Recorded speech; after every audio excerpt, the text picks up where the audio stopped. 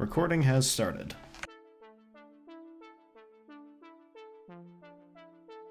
As you guys watch the rat gladiator fall, your Captain Crowcatcher would turn and look at the cat trader hidden amongst the crowds and nod at him.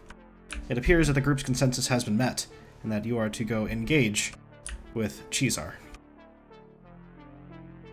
As the crowd cheers and the scent of blood sort of lifts away, you guys are all organized at the gate, basically looking to go ahead and join Cheesar at the podium and gain his prize and attention for a moment, which would be assumably when you strike.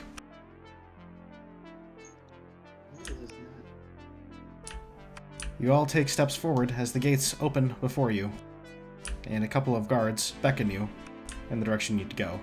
Guards is a loose term. It's more fight organizers, so they're not really armed. They're just, scrubs directing you around. This is your last chance to decide to go straight to the king, or to go and kill the last rat pirate king, or pirate lord. Any last-minute regrets, or straight on to Cheesar? All the regrets. No regrets. Taking a last look around at the crowd, you can see the cat trader beginning to make his way through the crowd, basically the other direction. Down with Cheesar.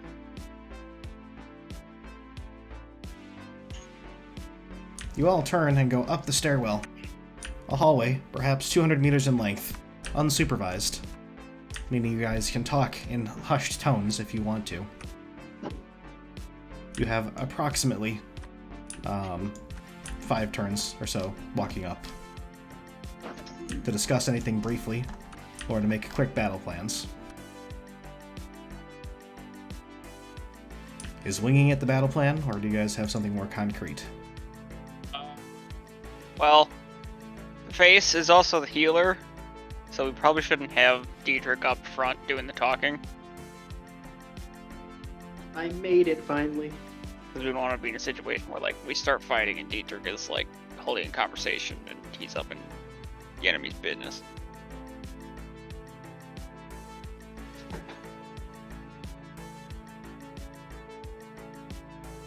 What? We don't want me to die right away? I mean, if you want to. I'm gonna tell Trader to hang back with, Meowth and I. Trader? You mean the captain? Oh, yeah, Captain, sorry. They're all traitors. And then, so there's 6 enemies up there. Do we want to focus one? I say we nuke the blue coat dude.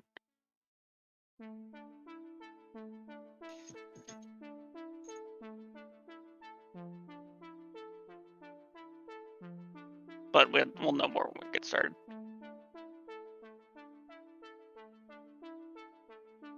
Are you guys satisfied with this order, or is there something else you'd like to do? You, just for the record, this is the area you'll get to be at in just a second. So you don't have to be in single file.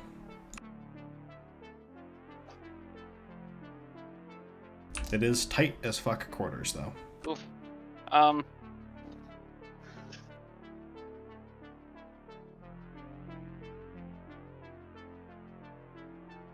You guys don't sound like you have any specific battle plans. You were all just talking about positioning, which you guys can kind of do through winks and nods when you get to the actual place to receive your trophy. Is there anything else you guys like to discuss, talk about, do, whatever, before you get there? I think Austin's right. I think the mage has to die. I don't know exactly what Cheesar does, but we'll figure it out.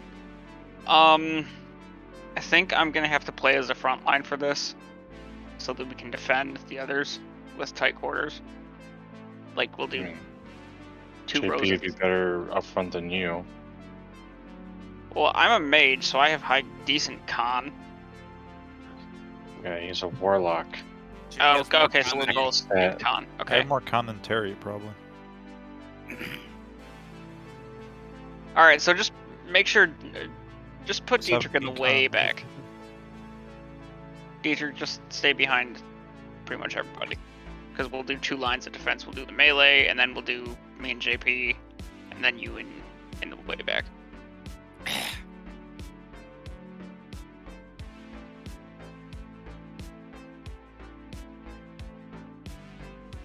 Alright. Get it. You guys brace yourselves for the combat going forward. Do whatever you need to heal each other up for like these turns, because you got 2 or 3 cycles of heals you could be doing to get everybody topped off. Yeah, are we assuming everyone's topped off? Yeah, you've had time is basically this walk is what it's doing. You guys are talking quietly, healing, and now that you've turned to go up this stairwell instead of down to do a prison break, you're basically committed to taking out Cheesar. When was the duelist supposed to join us? Didn't tell you. He said he's going to play it by ear.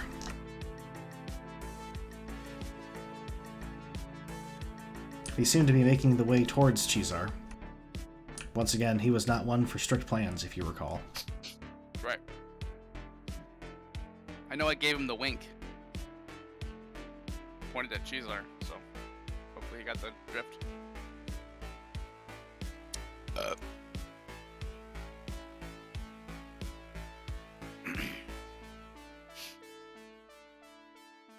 You guys breach through the underground passageway, which basically is roughly ran.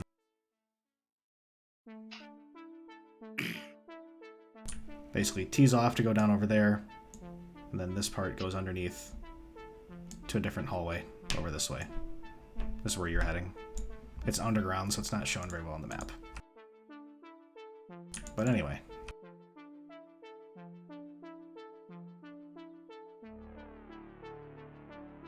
You guys pop out of the door, which seems to be strictly very much reinforced. However, the door is ajar because he is expecting visitors, or expecting, to award somebody. As you guys move through the area, setting up yourselves in whatever way you want. If you move too close to them, you're pretty sure the guards are not going to take kindly to it, but basically anything within this file or back, you're pretty free to move.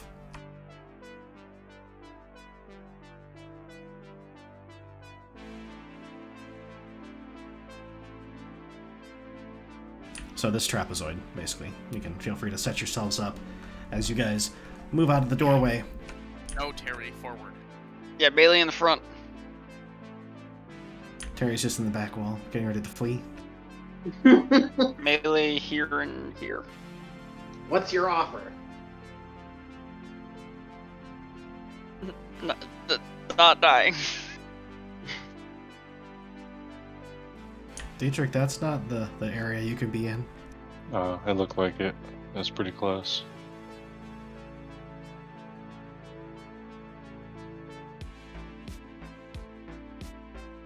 Keep it move.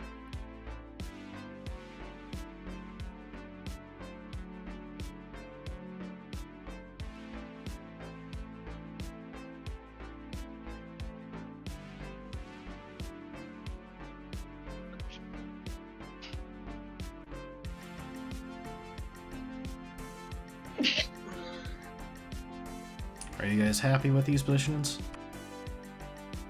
Sure. Alright. You guys get to the top, and after some shuffling around, you come into a loose formation.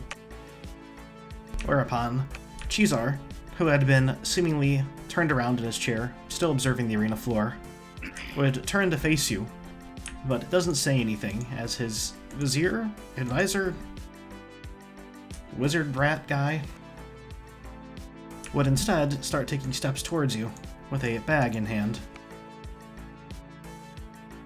saying out loud to you guys, "Well fought.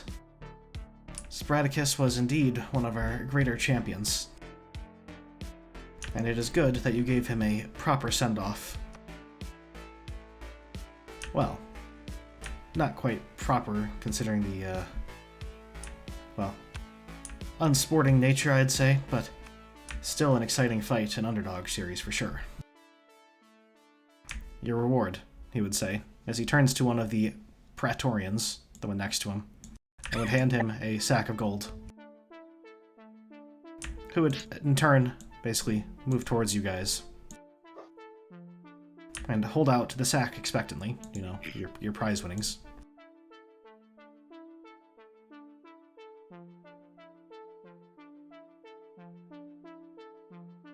When's go time, guys? What's your offer? This is cringe. Skip.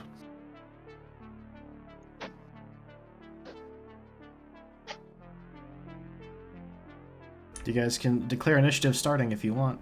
Or you can take your gold and continue talking to these people. I don't think we want this guard to reset. Kind of agree. He's holding out the sack expectantly.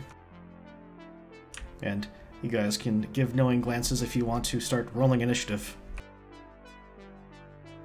Terry maybe takes the gold and then we start initiative. As I scream, "What's your offer?" Harry to takes him? the gold, weighs it, and says, "That's just dandy."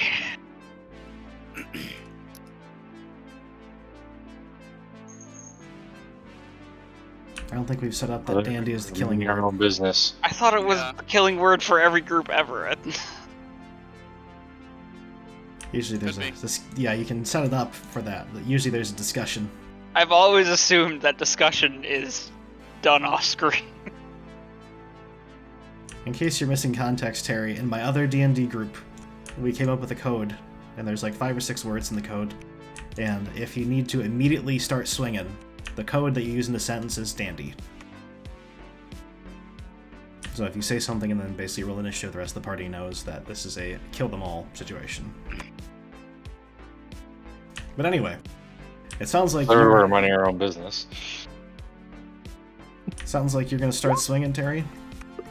Yeah, I'm gonna start swinging. Roll initiative. 26. 25.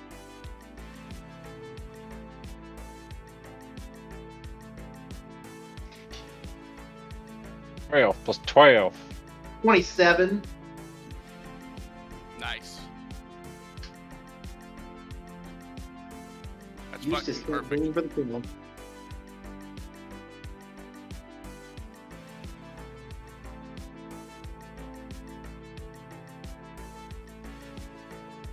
Fuck, can't do it. Nice.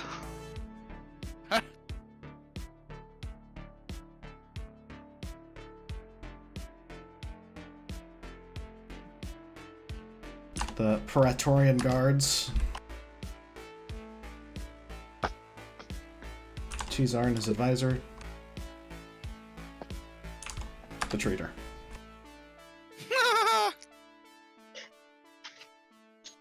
No.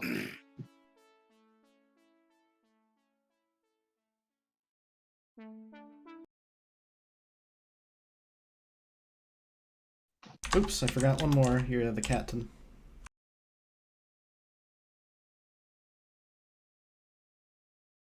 Did daylight savings time already happen? Yes. Yeah. Last night we went through 1 a.m. twice.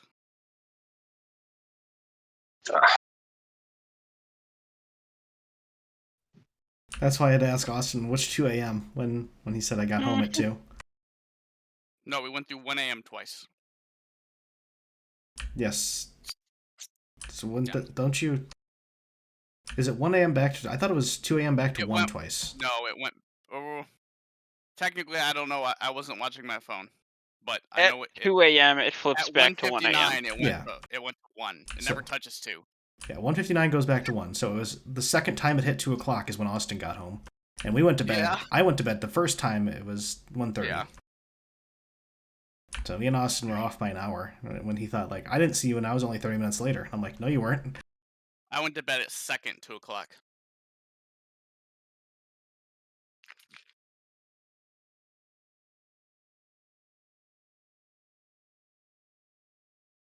Let's see. Dietrich and Austin, what are your guys' agi? Because you guys tied. Actually, no, you get to declare it. I forgot that's the rule. You guys get to declare the order you want. 24. Thankfully, none of the Praetorian Guards have They only roll a 9, so they don't have 17 agi to contest your guys' rolls.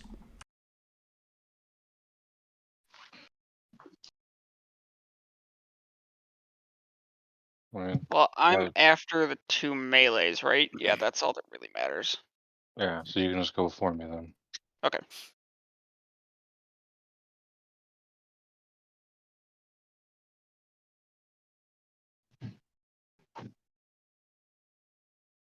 There you go.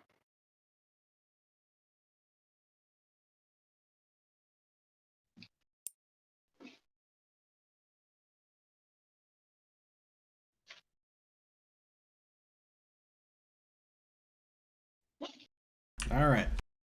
So, Eustace, basically, you guys in your surprise round draw your weapons. Is equivalent to what you guys have just done. Because, there's no fucking way they would let you get within 25 foot of the guy with having your weapons drawn. So That seems so unrealistic. Why not? can't just be packing.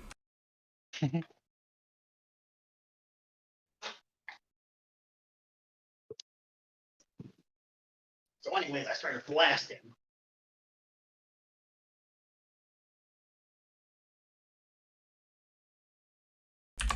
Alright, initiative has been rolled. The dies have been cast.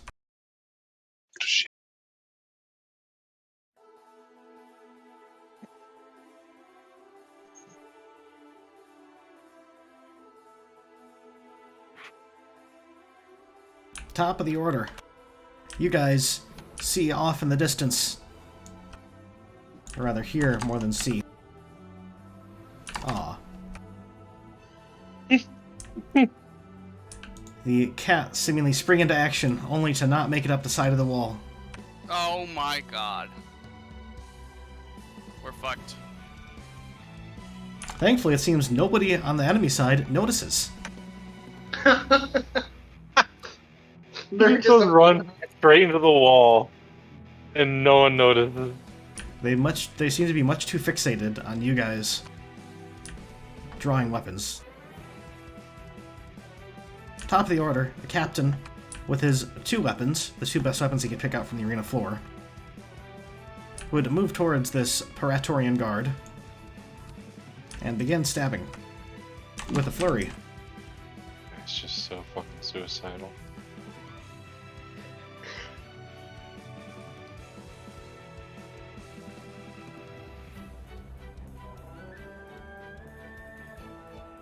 One hits. For 27 physical damage. Oh my god. Dude just... Yeah, boy. What a fucking champion. That exactly bloodies it. As a large series of blows go through, as this Praetorian defends deftly, dodges out of the way, only to catch a exceedingly unexpectedly good shot in the stomach from the 3rd blow. That's always good here.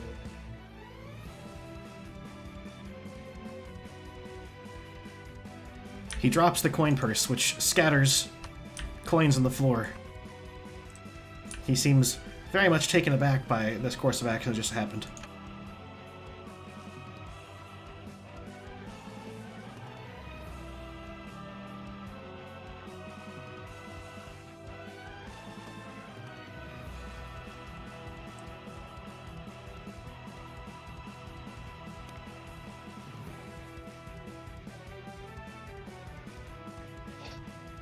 In response,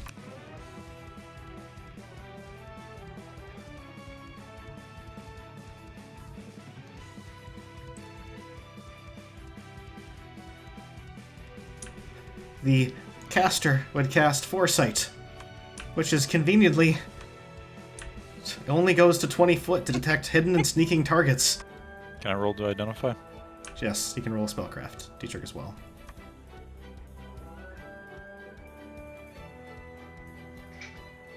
Whoever's got spellcraft can identify. You can't identify anything.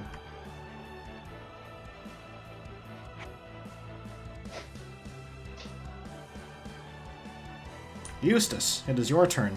These guys all seem to be affected by some kind of magic. Or at least you think they are, because that dude just used a spell, and then all of them seem to be glowing a bit. Well, I'm gonna raise my mallet and smack this dude.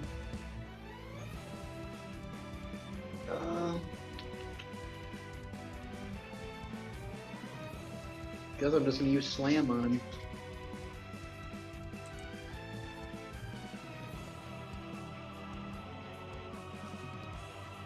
Look at the wings.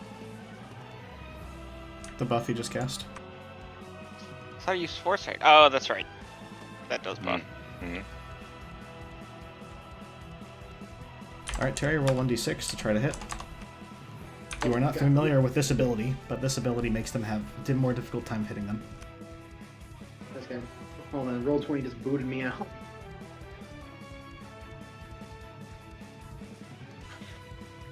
Alright. Just 1d6, right? Yep. 1d6 plus, confirm that. Roll 1d6 again. No blunder. You missed, though, rather handily. T-Pav, it is your turn. Oh. Yeah, why am I not micromanaging Terry? Oh well. I wanted him to move towards the caster, because we need that caster gone. Terry didn't. I figured it wouldn't be an issue to take him an attack of opportunity from that guy. Even if it lands, that caster's a problem.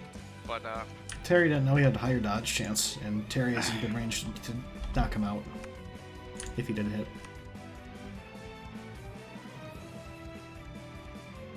I'm gonna attack it 3 times. As you attack, confirm the crit. Yeah. No, that's... Why That's did a it confirm. Okay, so that is the confirm. Yeah, that is the confirm. As you attack it, you recognize that he is exceptionally deft at avoiding things right now for some reason. Those are all +4. Yep, and you saw your other dude. You hit the last one, but you saw the other guy. He had like somewhat sloppy attacks because it was a flurry, and he managed to land one. And then you just had 3 more deft attacks, and you missed one, so you can recognize pretty quickly that something's fucked going on with that magic.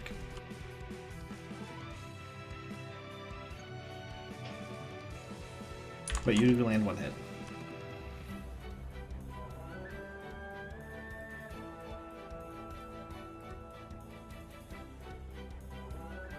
Dealing 12 physical damage and provoking attacks from Terry. Terry, would you like to do another swing? Sure, it's just 1d6 or... Yep, another auto attack. Wow. You get a chance if you crit, though. Go for it. Aw. As you give a rather good heave, but with the advancement of this magic, it seems that he is just 1 step ahead of you, as if he knows what you're about to do. Damn foresight. That's not how that works. What do you mean? Yeah, I can flavor it however I want. That's not how this works. It's not how any of this works. JP. These guys are fighting as if they know your next attack and are preempting the dodge, or the will save, or whatever.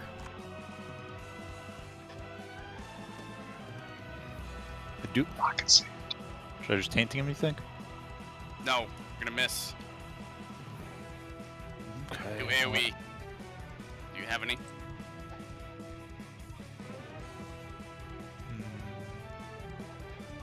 I doubt it, unless you have a scroll or something.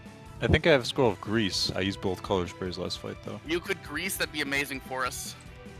Alright, I'll grease. Should I just do it like... I would do it south. We don't want to interrupt Yeah. our path to the casters. that? And our path is like this going north, so just hit like this area. Alright, you want me to move it Hit down the, to? hit the guards. Hit all 3 guards, but Yeah, the guards are more important than the casters. isn't it a 3 wide? It is. Let Josh do the circles. Just Okay. point it where Bigger. this- it's a 3 wide, bro. It's bigger. Okay. 10 foot out So instead of 5. 10 yeah. foot out. I'd put it here. No, maybe. Oh, Okay. that Is there a perfect? Probably. Want to like gimp Cheesar. Centering it here would allow us to.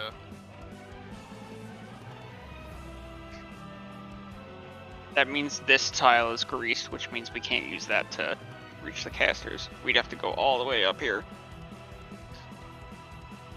So shifting it down one doesn't. I would reach go- that guard. Or that fucking caster. You don't Well, I like guess- this position? I guess that's fine then. This works. Let's see. Regardless, the flavor text is that your cat in the back takes out a scroll from his pouch or his belt or something, and incants it, Oh, I Letting really don't down. like this. letting out a pile of grease on the spot, slicking the ground underneath the Praetorians and the advisor. This is Terry's 6th tile. So if we grease this area, he has to take another turn to get to this guy. So we should definitely move this grease pile down one.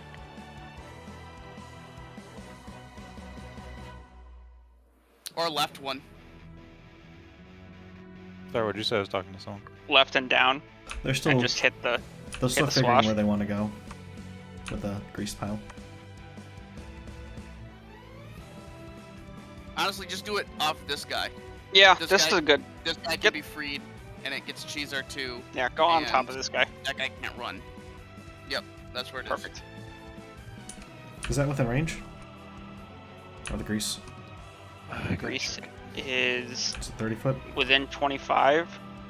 No. JP, you're gonna have to move up one. But that's no big deal. Correction, your caster grabs a scroll while moving a little bit, and then casts it. He apparently has many heads, many voices inside of his head. Vargas, Austin. I'm gonna go here. If I glitter lance this path, do I hit all 3? Yes. I'm gonna do that then. I fire beam. Targets you pass through are denied their reflex bonus and any invisibility or sneaking effects for, I believe it's 3 rounds. Yeah.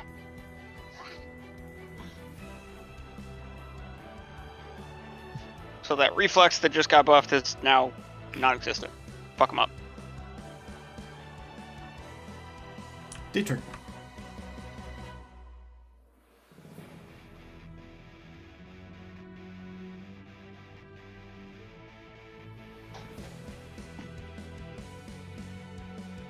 They would have a- problem is that we're still tied up by the one guy who's not affected by any of that. Yeah, but I mean, just go around him.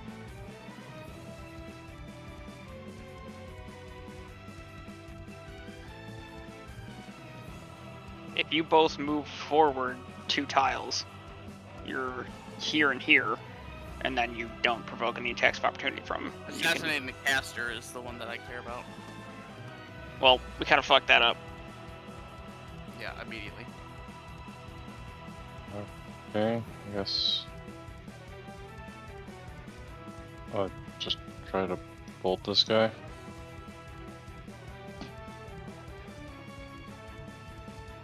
Remember, he's got good will save. That's wrong. From Sorry. as well. Oh, yeah, good thing. He burned that 20. I burned a 1 in the 1d20. 9. Let me track how much bonus will he gets from that buff. Should be like 2. I don't think it was that good. Yep, we hit. So with the buff, these guys have less than 6 will. Dealing 13. Not quite enough to very bloody him, but close. We know T-Pav macked him as well. He's very bloodied.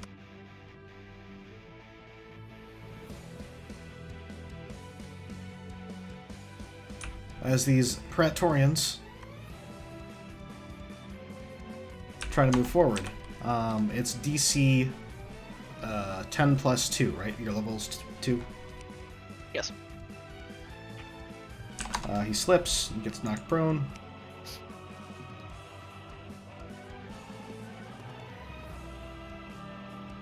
He doesn't have ranged attacks.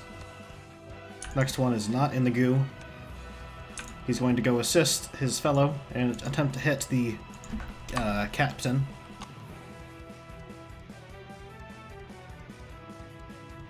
The captain manages to parry it, not, basically wasting the parry in the effort, but still, not taking any damage. Next one, the one who the goo is centered on, is going to try to move. He can do so. And move towards the cat again. Attempting to hit him, this time without a parry, to back him up in case he rolls low. Not that it matters, as he goes and hits a friend, who is not reflex. And takes the hit.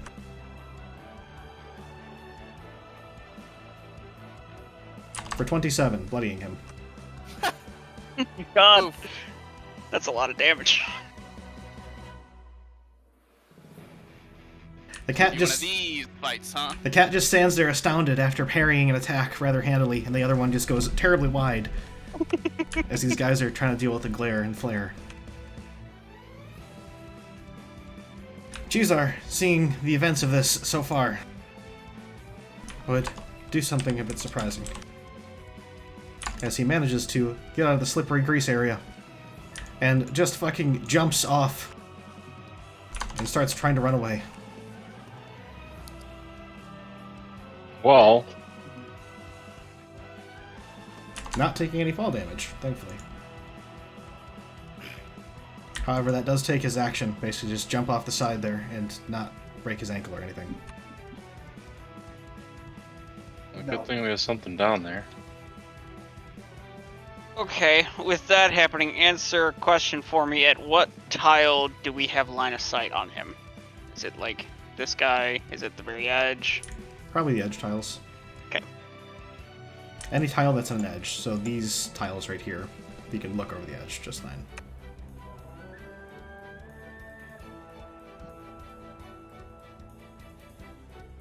Obviously that'll change, there's probably different shadowing amounts, like you obviously can't see him right below it, right there, but if he's like 30 foot away in this corner, you could probably see him fairly reasonably from like this tile, if you have a 50-yard spell, or 50-foot spell. The last Praetorian, the one who's in the middle of the mosh pit, who's just been getting mollywopped from all over.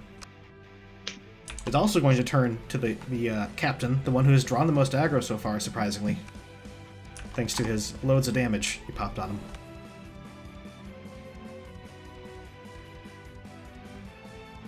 But thankfully, your cat friend is on his A-game, and these Praetorians are not, as he manages to deftly sidestep another attack, adding it to his increasingly complicated and impressive list of feats.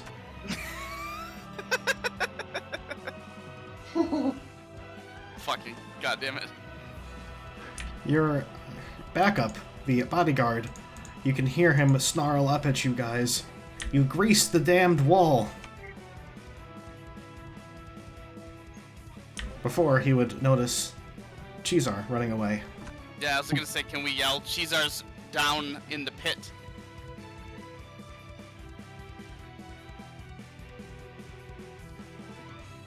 Let's see if he can roll a better acro check and not fucking do nothing. As he jumps down the lesser distance to this area. Yep, that's fine with his higher acro. As he jumps down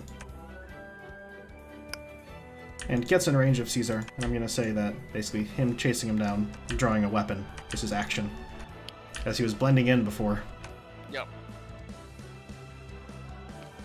As he would say, Ave, which is Latin for hello.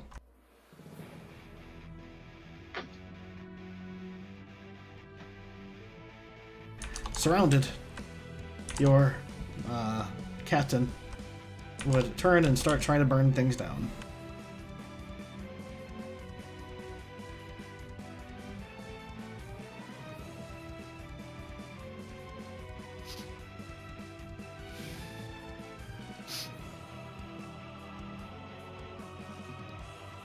He would do it to the guy that's not very bloodied, the one that's just normal bloodied, and has reduced will, or reduced, no reflex. And we'll try to use a Sunder Armor. That may still be good enough to hit. It is.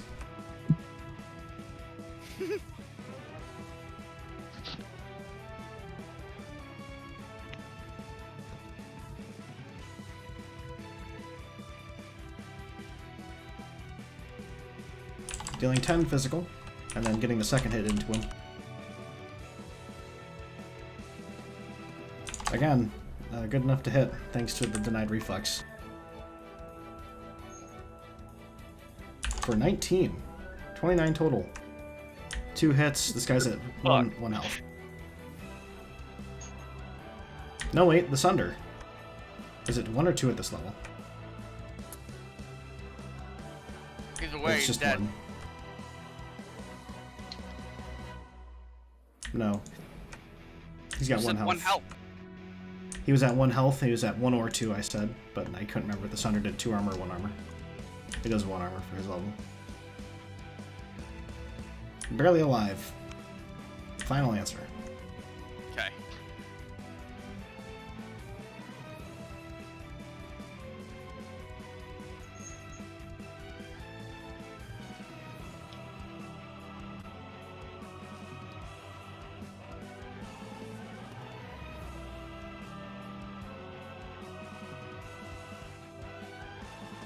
You would see the advisor scoff and say, "Quite fancy spell work down there and up here.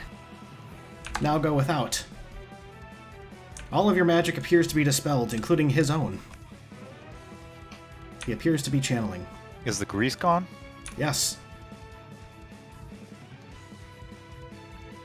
What area? Good question. Spellcraft. All of it. Spellcraft. Yeah, he just used Spellbreak. What incarnation? You should immediately start yelling out for your friends not to cast a damn thing. Do not cast a damn thing. He used Spellbreak. If you failed to identify that spell, that might have been a GG.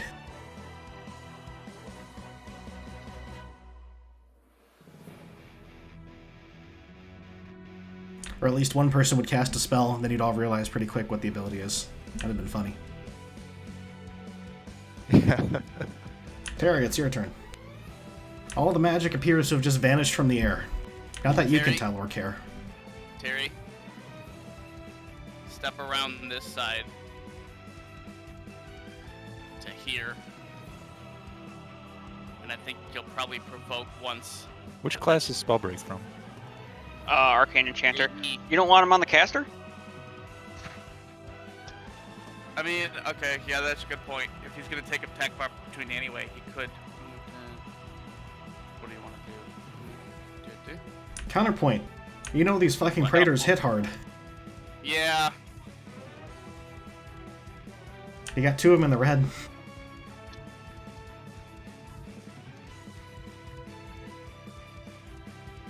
Maybe we don't have Terry shift around. I don't know. I mean, Well, let's just hit him down. this is your fight now. JP and I Yeah, were I just know. rendered useless. Yeah, and we have no way to break off to hit. Whatever you want to do. When do you go? JP could attempt a staff whack. These guys are that low that it could actually kill someone. Both of you staff whacking. If we can, there are surrounds available, at least on this guy, to deny reflex. Fun fact, Dietrich. Purifier works on melee attacks if you do that. Alright. Terry, go back to the position you were in. I don't think you moving there is good. Yeah, just take a whack at the guy in front of you. If he dies, then it could change what you do next turn, but like this turn's a wash. It's not a wash if I murder him. No, but breaking you off to hit the caster without an attack of opportunity is not possible. That's what I mean by a wash.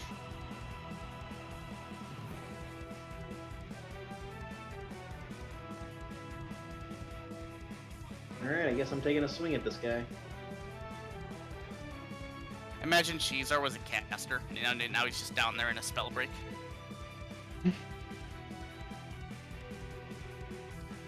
Alright, Terry, you try to hit him. Yep. You hit. I'm assuming you're doing Cruel Smash, which does the flat damage, right? Does like... Yeah. What does it do, Dietrich? It's like 20-something or something flat? I don't remember. Oh, that's what I forgot to do. I forgot to buff him. That's what I was What forgetting. matter, So it's it doesn't spell matter. Yeah, got dispelled. Oh, yeah, I would've. That's true. Well, good thing I didn't. What's Terry's 1 times crit damage? We had this mathed out before.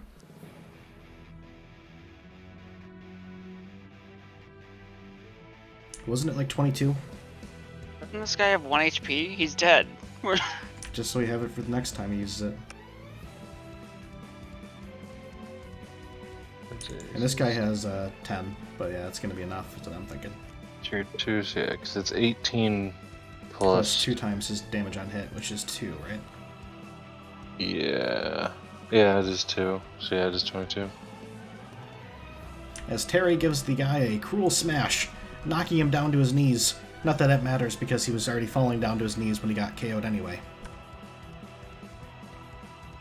Yeah, He that's right. begins bleeding out. T-Bev.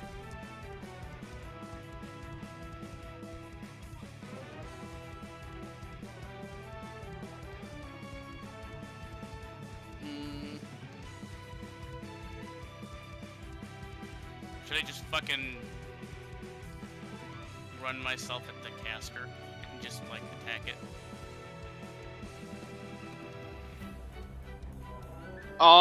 Can Terry get to you if you do that on his next turn? Next turn, yeah.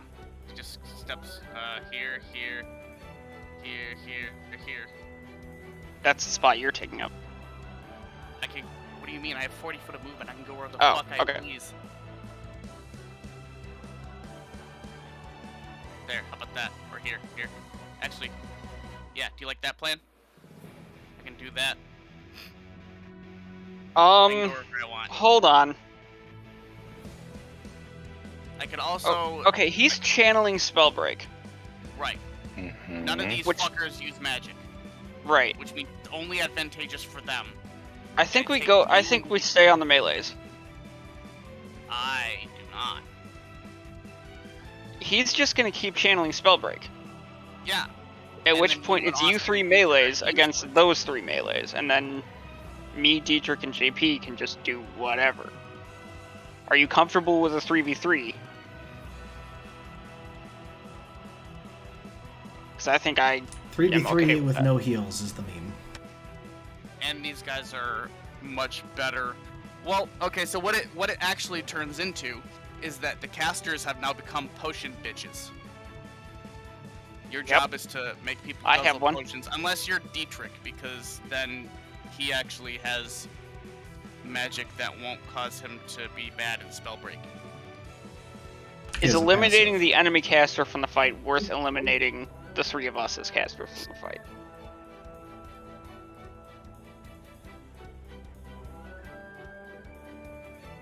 Depends.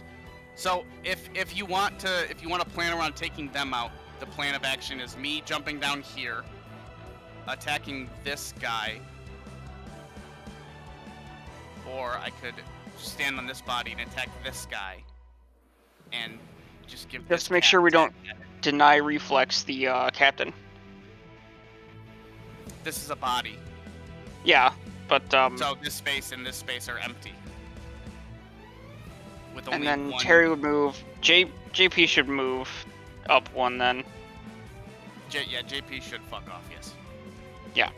I think JP should actually probably like come up around here and then just like attack this guy. Okay. For the chance to finish off the 1 health target with a fucking whatever the fuck JP's holding. So I can come down here and make the captain attack. Is that what we want then? Yeah, let's do that. Okay.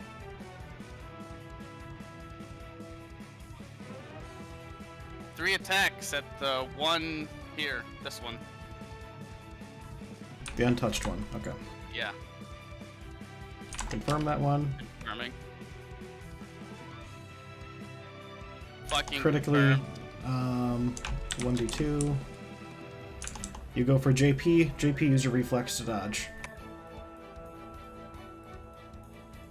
You have to beat a 5 to not get hit by TPEV. And confirm for stylishness. JP, so you swipe and you go way wide, and JP manages to duck under it for one of them, your very last one. Yeah. The one of them gets tied that you don't make it. First one hits. God damn it. Alright. For 3. Or not two. Why did I? It's 2d6. I'll just roll another one. So 4 damage. physical. Doesn't even make it through, does it? It does. These guys aren't in plate. Okay. So then the prince or the captain can. Technically, he's a prince, I guess. Yeah, the prince with the captain. Either way. He's third in line. He's not a prince, actually. Now that I'm Yeah. thinking about He can attack. it. Misses. Yeah. Timothy, you think TPAV may have just made an attempt on your life. As I move over to this square, I would like to step on his tail while I'm moving over there. My tail's in the air. You can step on my foot. I step on his foot.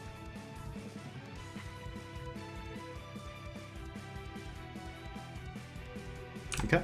You're now standing next to that dude who has been hit, and he's probably at 1 or 2 health.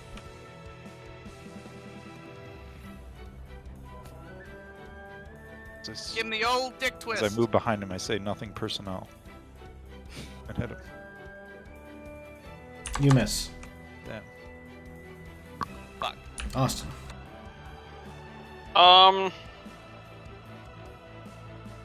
Thinking it's probably best Do to just the stand same on the. thing. Yeah, stand on the dead. Do I want to stand on the dead body or move into this area? I think stand on the dead body so that Terry can get behind position when it's his turn. Yeah. Well, he can move through allies anyway. So Yeah. he wants to move. I just don't wanna blind take this anyway spot. To avoid attack of opportunity. You need to kill this thing. Good luck. Dietrich's He next. is not denied reflex. No. Dietrich is the one who's going to need the good chance because he's surrounded when Dietrich gets his chance. Yeah, out. actually, maybe I should go here because then Dietrich can take that spot and deny reflex on his hit. Yeah. Okay. Bet. Attack him anyway, but yeah. I'm. What the fuck do I do here? Is the strength, dex? What? Strength, I'm assuming, if you have a staff.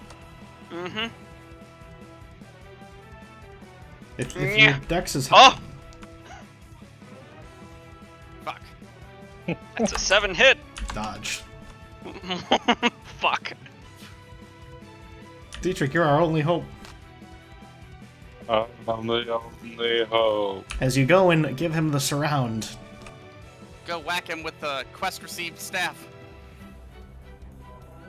native faith, have faith. 3. He rolls a 1.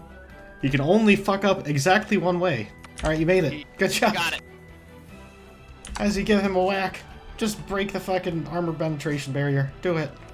What's the damage for this staff? Standard tier, so just tier 2. So then that 2d6? 3d6. Oh, it's 3? Then I know there's that, and I don't know what my passive gives. But I know this gives stuff.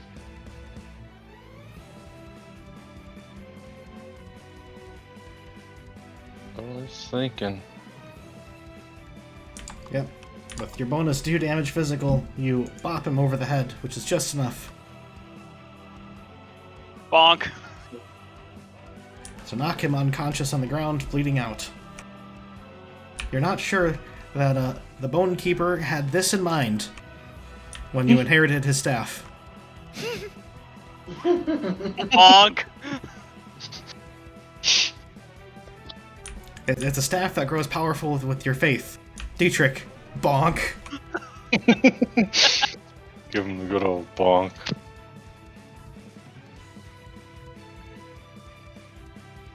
The last rat is not going to make the same mistake of getting surrounded as these other ones, so he's going to go over here and start stabbing Austin.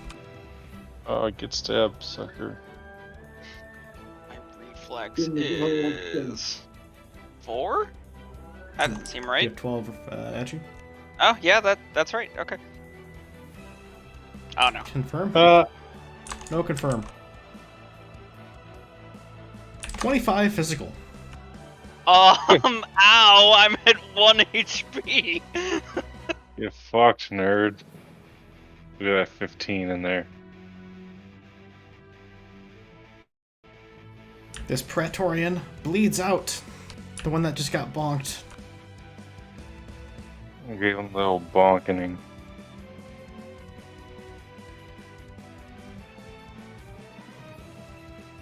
The other Praetorian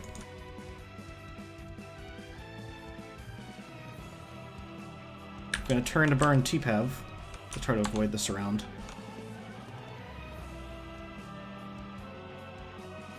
T-Pav, reflex. You dodge. E. Down below, you guys can barely make it out, but you can still hear the thing as Cheesar seemingly gets confronted by the now fully unmasked. Yeah, so last turn he just dramatically took off his mask and cloak and drew his weapon, basically, as he got into melee range.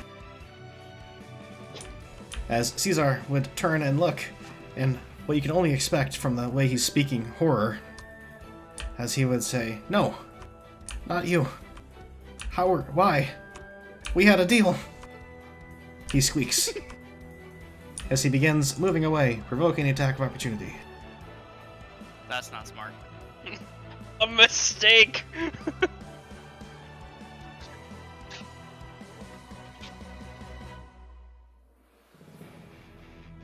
Dealing 17 physical damage.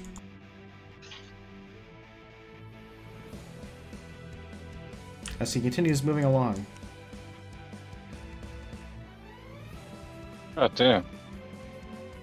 Fast ass movement.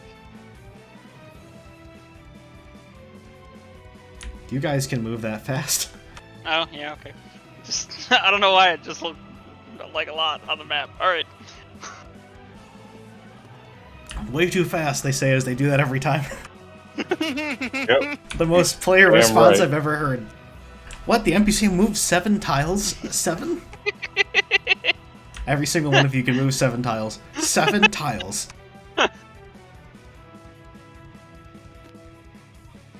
Fucking potato.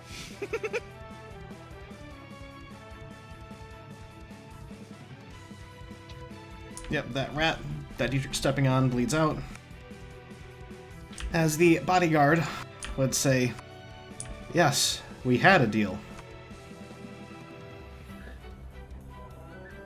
As he would also move 7 tiles. Shut up. I was hoping he would just be like, he moves 6, and this is movement. We could cook it somewhere else. However, he would continue as he raises his weapon. "You are too weak to being worth dealing with. Now, I'll be taking your life and my king. See you in hell later." As he would use a rather large and imposing looking pierce effect. Or at least it probably just seems like that from the forcefulness of this hit.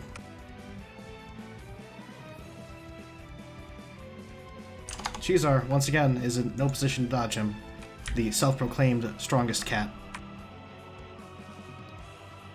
The old dick twist. Give him the old dick twist.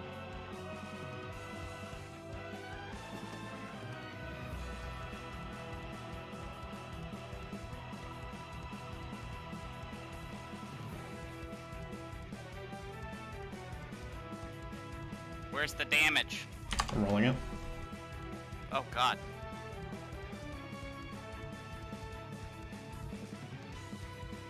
What you rolling over there? 102 physical damage.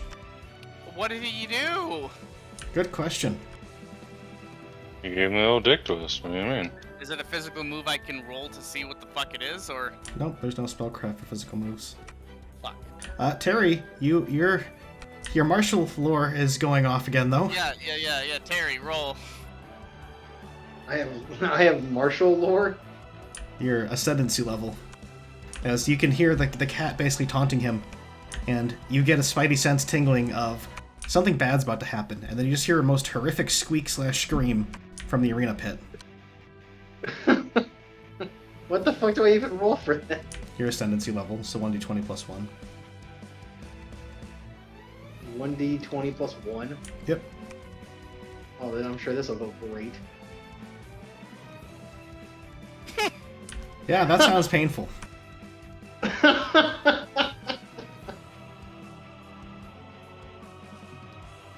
I fucking knew as soon as you said that. I'm like,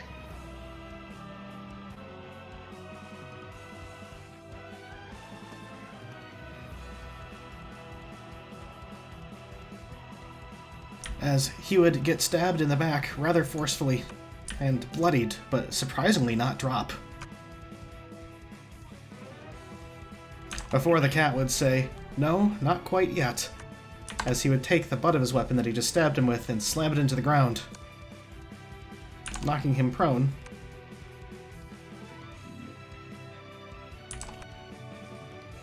But not stunning him.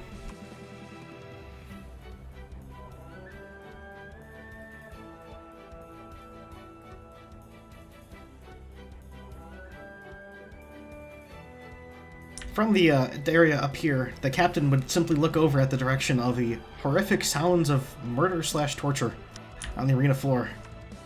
But not really taking more than a second or two to take it in, he would turn back to the fight on hand with these guys.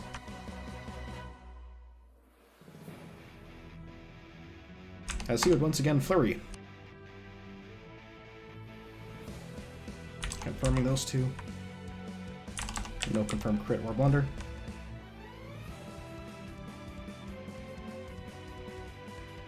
Miss, hit, miss, miss. Dealing 5 physical damage, not really doing that much.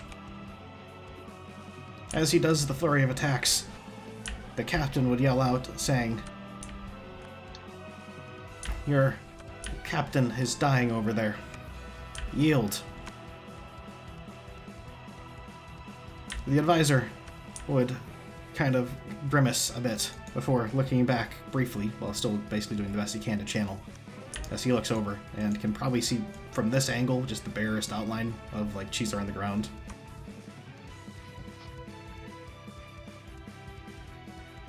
As he would say, "An assassin. Damn. Well, I guess I'll just need to simply take out as many with you as I can." He would cease channeling. Yep. Fuck.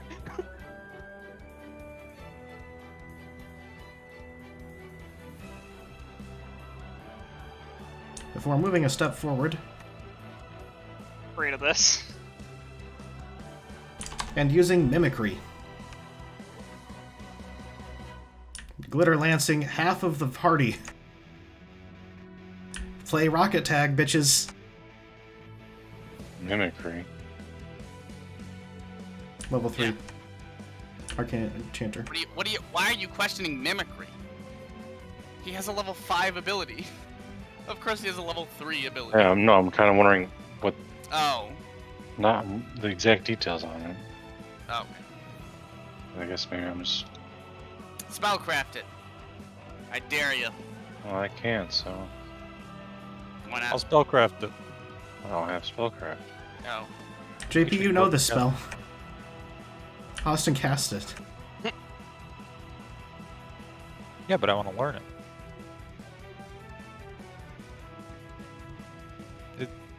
Does me rolling 20s on spellcrafts not matter right now? It does. You just get one a turn. You don't get it, Fuck. but you do identify it as the exact same spell that you just cast before.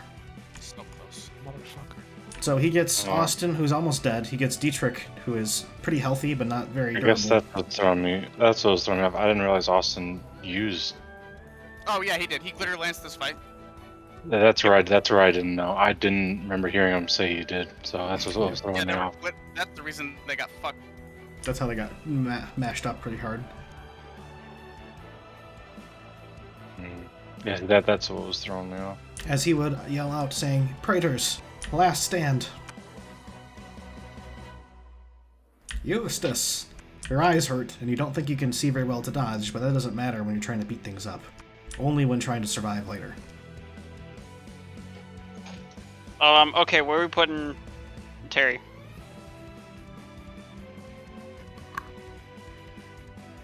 Sounds like a valiant question. Where am I going?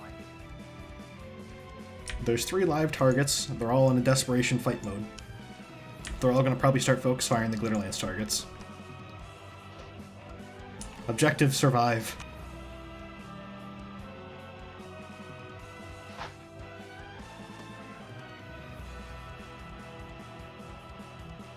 Hey, Bav. Oh, you want me to like directly? Well, you're his melee buddy, so you're supposed. I figured you'd be the one directing him. Like just down here, because then I can make both of you hit this same target, possibly. See that, Terry? Go here, hit this guy. This guy. The mages are in charge of killing that other mage, I'd say. Alright, well, I guess I'm going to go with Slam again. Roll well. You'll need a crit. Because Ty goes defender. Oh. Got it! As you hit him for 22 damage. This time without the assistance of Cruel Smash. Slam's higher, yeah. Yeah, Slam's higher. Slam is 1d6 extra, so it's 46, so it's 24. And then it's strength over 4, which gets him up to 8. 16. So 24 plus that is 40, and then you have 46 on top of that. So roll 46 plus 40.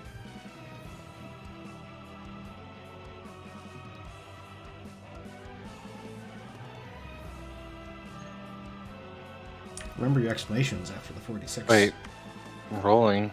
Does he have to roll with the hammer? Oh yeah, you're right. It's just one times instance. I apologize. Yeah, he's stunned. It's just 40 damage. That isn't enough to one-shot the guy, but it is enough to get him low and to get him stunned. You asked for a crit. I provided the crit. Not lying.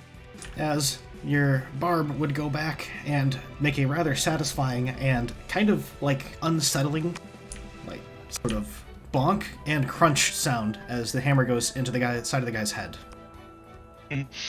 It's unsettling because you guys are all reminded that you do indeed have skulls. That could do that too. However, despite the fact that you're pretty sure that would knock most of your guys' heads off, these Praetors are made of sterner stuff, as he simply kind of goes limp for a second, clearly stunned by the attack on his head. Concussed a little bit. T-Pav, your foe is weak. Your foe is weak, and if you land at least one attack, you're getting 2 people in on it.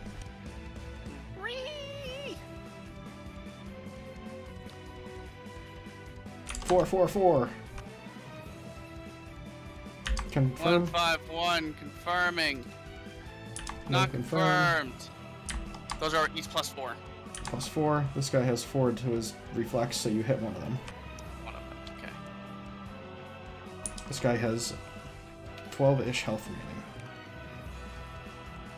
4. These guys have mail armor, so that's fine. No, they're tier 2 leather, so yeah, same difference, 3 armor. So Terry and Cat. Yeah. Terry, we get tax opportunity on this guy. Now T-Pav hit him once. Cat misses. Not stylishly. And then against Terry, 2 against 2, tie, because you have +4 to hit, right? have to leave. Is he missing any health? I don't think so.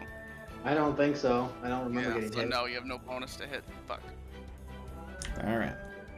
So, you guys put up a valiant effort as this guy is stunned and concussed, but manages to barely hold on to life in a desperate last stand.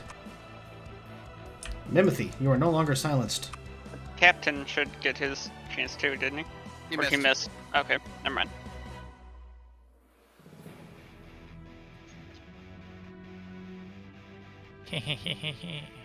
His willingness to live bothers me.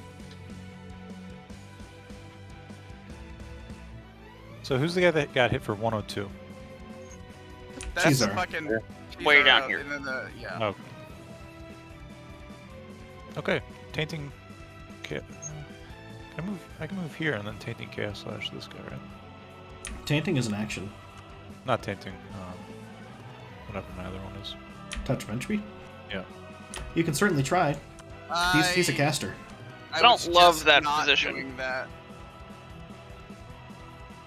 That's a prime melee tile. Fine. Well, all of our melee are already tied up, Austin. He would help with the surround. So I like that, but I also don't like the YOLO play. If you're gonna go for the caster, JP, I would tainting first for the chance at 2 hit extra. Because if you miss, you would have missed your spell anyway. Alright, I but if you tainting the hit caster, tainting- Josh. I mean, does that make sense? Yes. And then I disagree with Austin Miss. if you want to move there. That's fine. Yeah. This guy will be incredibly hard for you guys to take down. He is a arcane enchanter. He is high agi and high int.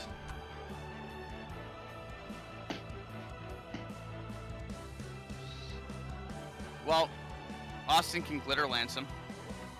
I'm fucking healing on my turn. Yeah, or Dietrich could heal you. I'm at 1 HP. 1 HP and marked for death. Can't forget Dietrich that can part. push a potion in your face. I can push a potion in my own face. Yes, but is Dietrich action really? What do you like? Okay. I You do don't. what you want. I'd say your action is more important than whatever Dietrich can do. Okay. I can. Dietrich, do you have any potions? Yes. I don't know. It's I mean, up to you. I could be wrong, but Dietrich's stuff is kind of it's early level Inquisitor. I mean, I have a chance of fully healing him. you mean with your heal? Yeah. I'm in a potion. The potion's like full healing. Almost everything's a full heal at this level. I'm at 1 HP. So How many I'd do you like, have? I'd like to Being use a the entirety baby. of my health bar. What's your max HP, Austin? 25.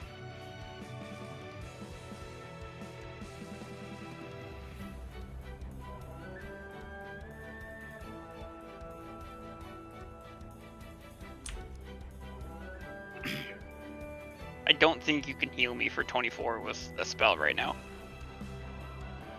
No, I'd probably. I mean, it just all depends on the roll. Well, considering I just got hit for 24 and I'd I mean, be down.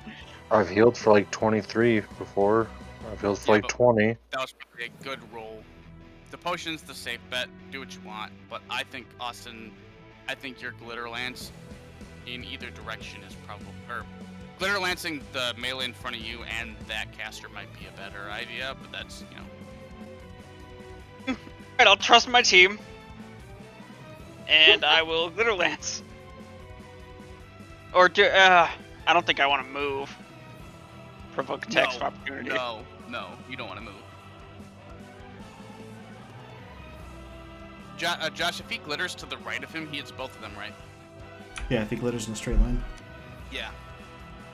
I have decent reflex, and the caster is high int, high agi, which means he's not gonna. He has a very low chance of hitting me with the attack of opportunity. How I much can health try do you and have? 1 Why would you shift away? to open hit up all the three? tile for you guys to have prime melee tiles. We don't need that. We'll be hitting from the south or the wrapping around the back. Okay. Yeah, I'll just sit here and fuck it, glitter lance. Just the 2 in front of me. Is it off cooldown? That's a very good question. I just thought of that. If it isn't, then you can chug a potion and Dietrich can attempt to kill the thing that's... Cooldown is 3 turns. It is not off cooldown. Alright. Okay. Nope. So yeah, I'm just gonna chug my potion then. I've only casted a bonk. Yeah, I drink my potion. I just thought like another And turn Gladiator's after is this. up next turn if I need it. No, turn after that. If it's 3 turns. Oh fuck, really? Okay. And, Alright, Yeah. I chugged my last potion. How much does it restore? I'm full health. 25. Dietrich.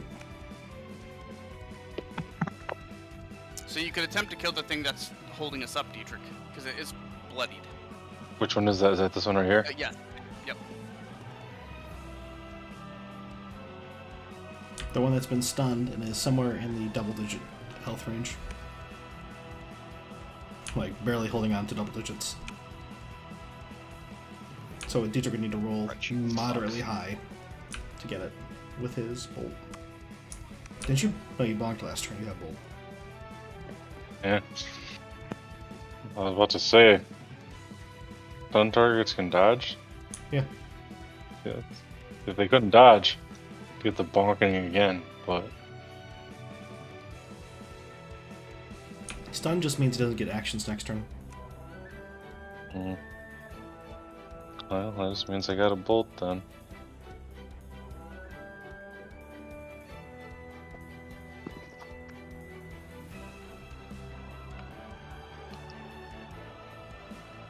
Oh, I missed. You hit.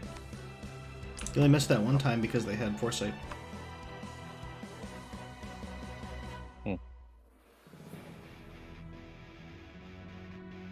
Good enough.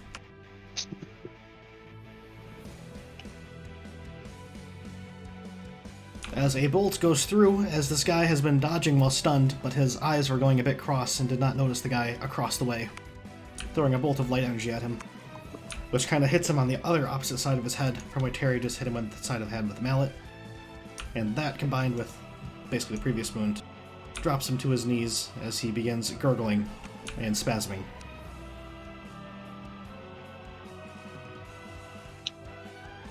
The Praetorian Guard. It's going to turn to Austin. Get mollywopped. Is that a crit? Yeah. They have swords in it. I did not dodge. You can't dodge. I could have dodged if I crit. Nope. No. Oh, that's right. You rolled. Crits and attacks don't matter. So they have +6 damage on this stuff.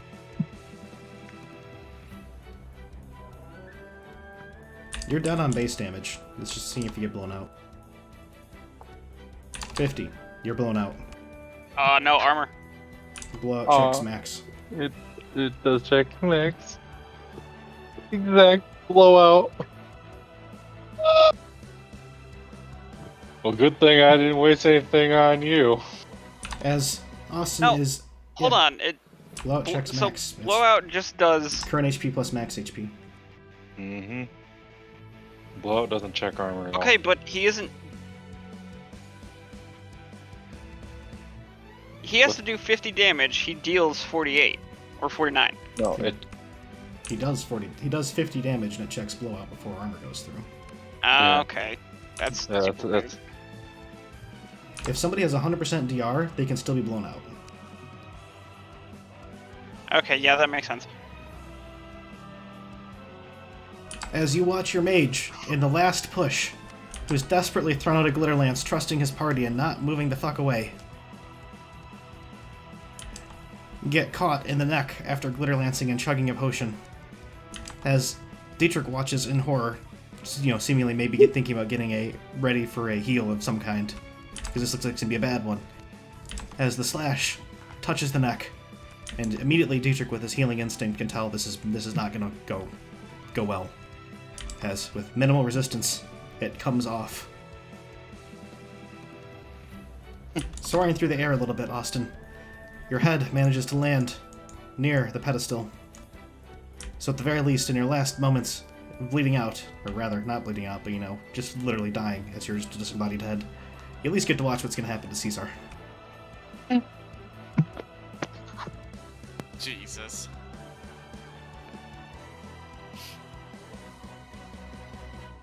This Praetorian Guard drops. Or rather, bleeds out. As a disembodied head sitting somewhere over here, Austin, you watch as on the arena floor, basically near where his prize gladiator had fallen, Cheesar is knocked prone on the ground, bleeding profusely. As he begins crawling away desperately at the door, which is closed, proned, basically trying to pull with the last of his strength on the steel-barred door, which isn't going anywhere. The cat bodyguard kind of looks at him pitifully and doesn't take the attack of opportunity because he has his turn next. And, where's he gonna go? The door is closed. As he moves forward,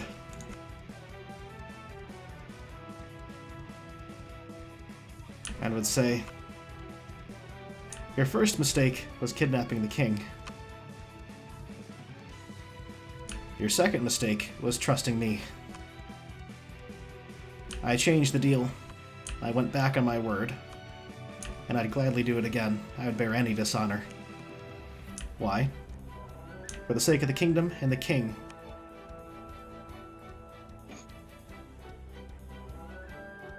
He then uses another ability on him. As you can imagine, it doesn't go very well for the rat.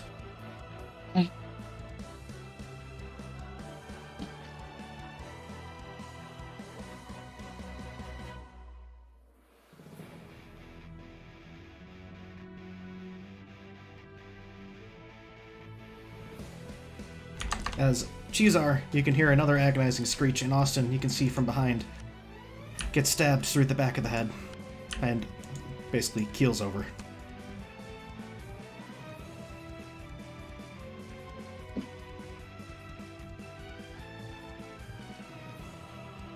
After the killing blow, you can see the cat bodyguard turn back to the remaining fight going on up ahead. Before he would roar out, "It is done. Finish them so we may rescue the king."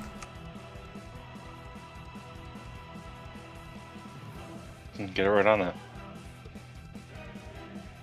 Yes, sir. Right away, sir. The captain, seeing his comrade's head go flying, seems utterly dismayed.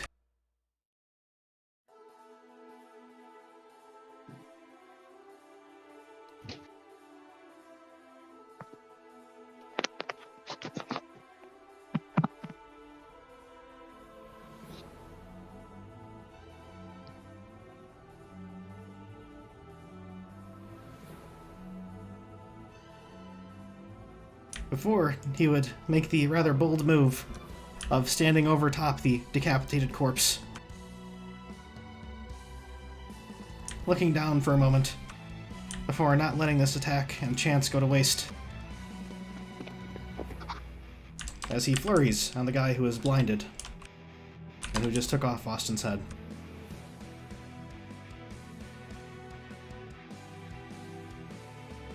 Landing all 4 attacks.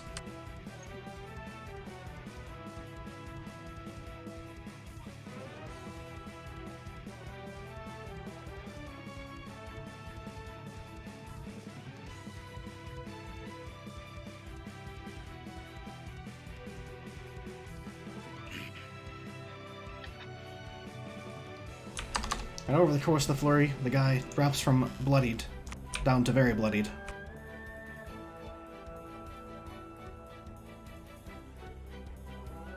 As your captain, with basically bloodied scimitars in hand, would say to him, "Rank means nothing, you're dead." The advisor, being blinded and seemingly turning to look at the cat, who basically just flew headlong into where his comrade just died, would say, "Oh, eager to join him." As he uses mystic bindings,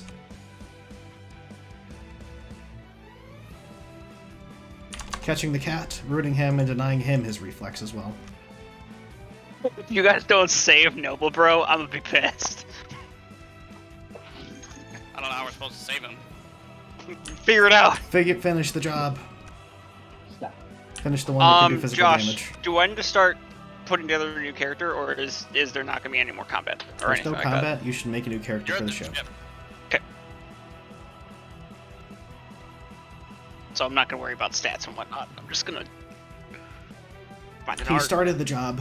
This guy basically tried to root him in case his praetor gets a second chance to knock somebody out.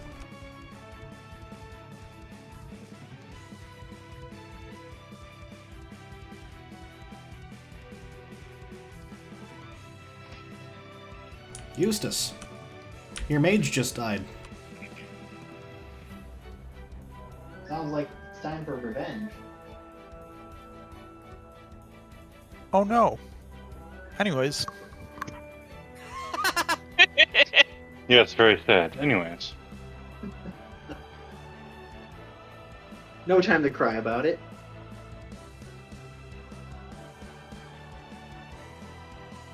Alright, well, I guess I'm gonna keep swinging on the dude out in front of me.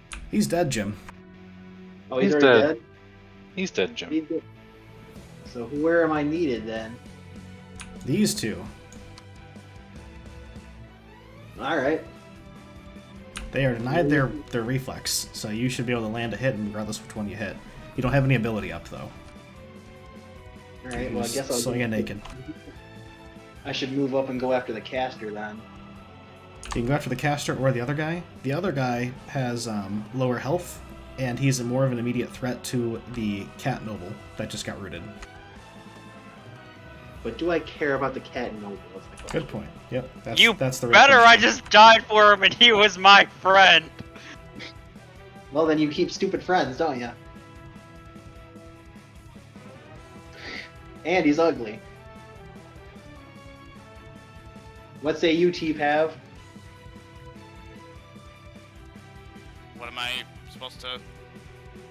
Who should I kill or attempt to kill? Should I go after the caster, or should I go after the guy who's gonna try and kill the noble? I mean, there's nothing you can do to stop the mage because he's already got his spell on them. So you should probably kill the melee because they're the more dangerous. That's my thought process. All right. I guess that I mean, seems does that fair. track to everyone else? Even though I just talked all that shit about him.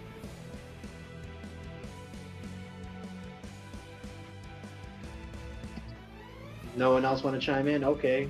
You can move wherever you want around him. The area is tight enough quarters that you can reach any tile without any problems. All right.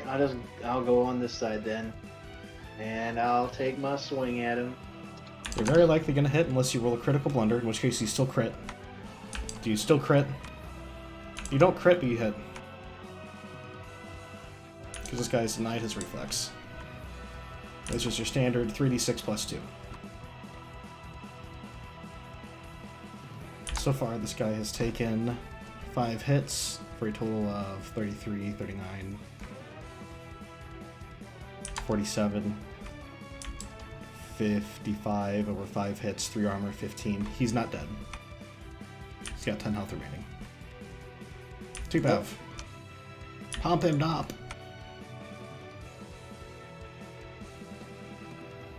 Yeah. Let's see. Go here. I'm gonna attack it 3 times. You better Oh, hit he's all got no 3. reflex. Oh god. my fucking god. Wow. One's a blunder. No confirmed criticals. So 5. So the ones are 5s. So you I tie. So I tie, miss 1. hit, miss. Tie, hit, blunder. Yeah. So 1d2 to see which one of your blundering friends you hit. One is one is Captain, 2 is Terry. Alright, Terry, try to... none of these guys have reflex, so Terry, you gotta roll your 1d6 and get higher than a 5. or tie a 5. Do I roll again? Yes, to see if you get crit. You don't get crit. Alright. So you roll 1 attack on Terry, 1 attack on the guy. 1 attack on the guy, 1 attack on Terry. 12 and 15. So Terry, you take 12 physical, Well, thanks a lot, T-Pav. Alright. which is like 9 through your armor or something. And then both the prince and him get an attack on that guy. 15 damage on a 10 health armor, 10 health target with whatever armor. That's enough to drop him. You guys can roll for fun.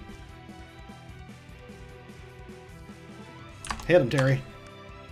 Hit him for making T-Pav hit you.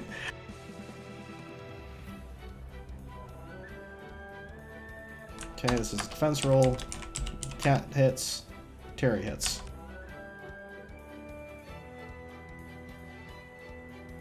Through the power of friendship and overwhelming violence. The power of Grayskull? Get him. It's a real shame that no one made Lion-O leader of the Thundercats. Did you hit him, Terry? To roll damage just for the funsies. Oh, am I rolling another one of the 3d6 plus 2? Yep. As you guys just tear this guy to pieces, it seems that this guy's bold and brash actions have once again failed to, kill him. Again, another thing to add to the list of improbably overpowered stunts he's pulled.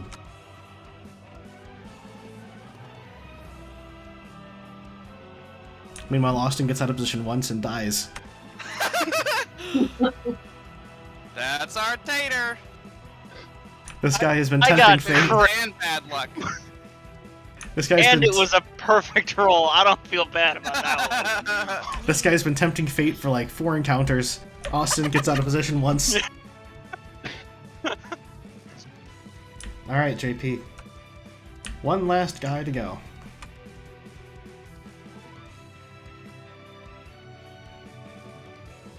Nobody is Okay. especially injured, but this guy's level 5, and that means he could probably pump Nobody out is some serious especially damage. injured.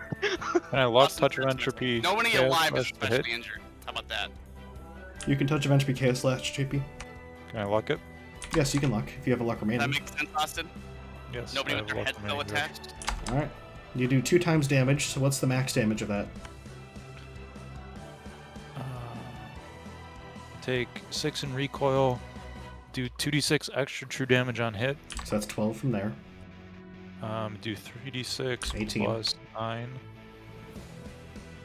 So 3d6 plus 9, that 9 is doubled to 18, so And then I 30? have a 1 damage enchant. 30 plus 9, 18. You have plus 1 damage, you said? Yep. So 50 flat plus 3d6 plus 2d6.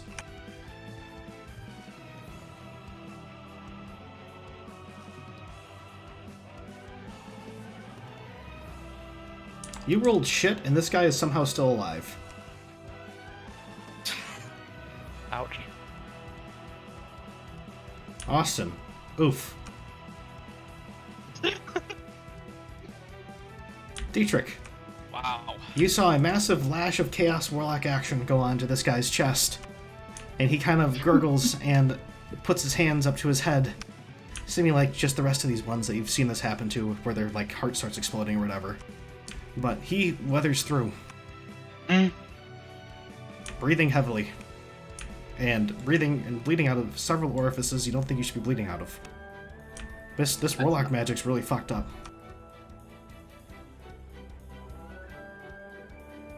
You think he just Put him kind on of his bed scrambled so he his can insides? sleep.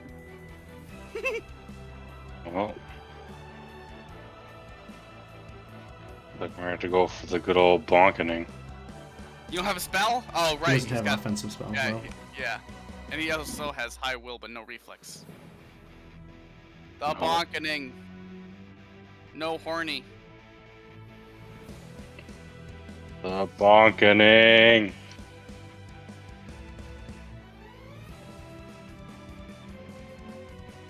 He doesn't have any reflex, so just you hit. 3d6. Get him. The bonkening. Lives. Oh boy. That's These attractive. Praetorians go down. Oh, my passive. Captain better finish him off, or we're gonna. Oh yeah, you're passive. How much does it do? He's high level, Dietrich. He's got high baseline holy resistance, unfortunately, from his levels. So levels and gear give him 4 holy res, so he just ignores your Yeah. passive. Yeah. So I think that's exactly how much I have is 4 damage from my passive. Yeah. That's why I've been ignoring it for your damage calcs for the most part, because these people you're fighting are high level. Yeah. Cheesar is dead and bleeding out. Or rather, bleeding out to being dead. By the way, is there just like a crowd watching this? Yep. Hmm. As the cat bodyguard would turn and double tap, decapitating Cheesar and holding up the head to the crowd. Do they cheer or do they scream in terror? The crowd seems to be mortified. They don't really cheer or clap, but at the same time, they aren't looking like they're going to get into the ring and stop this assassination. It seems to be more panic-struck than either fear or awe. Oh, So he wasn't well loved, but he also wasn't hated. No, it has more to do with the fact that this guy just fucking mollywopped somebody with incredible violence. Like, the amount of damage you could, you know, doing 100 damage into 50 damage into whatever, that's damage that, like, a layperson can look at and be like, I don't want to be near this thing. Just like how JP just used a bunch of torturous warlock stuff, and people in your group who aren't warlocks are like, yeah, no, don't sign me up for that. Nope, please. So that's the sort of reaction from the incredible violence. That's probably what's going on, more than people's respect for Cheesar. This guy is a force of nature. They had never seen so much bullshit. Rules of nature. Rules of nature, yes. The captain would turn to the guy, who is very low health and almost dead, saying, "Your captain is dead. Your people will be scattered. Surrender. Or die." He holds his weapons expectedly, basically, readying actions to kill him. The advisor, seemingly coughing up blood, and having blood coming from weird orifices thanks to the demonic magics, would sigh and nod before casting a spell, creating prismatic shards around him. Oh boy. He would nod at the captain and saying, "Insurance. I leave. Last one here. I don't bother you." He seems to be panting heavily. You're pretty sure you could kill him from this point, but the question is, will you drop from the prismatic shards when you do try? We let him go. We don't care about him. We just want the king.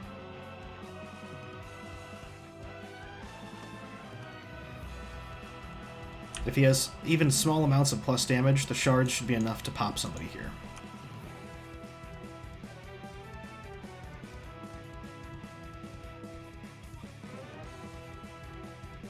Eustace, do you agree to the gambit, or do you keep on attacking him anyway? God, I just want to keep attacking him, but I have a feeling I'm not going to get it, so I'll reluctantly let him scurry away with life. Does anybody wish to continue the fight, or are you going to let him hobble away? We let him hobble away. I'm not gonna push the issue.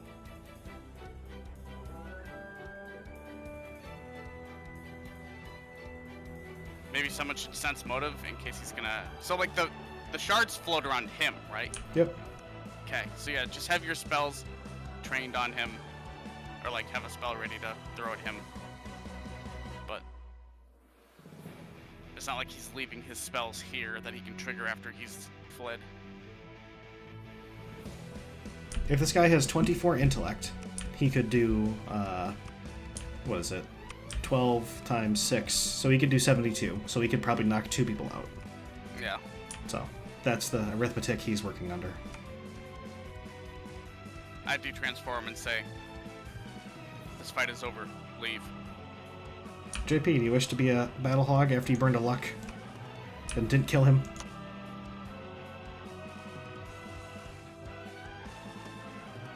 I may as well.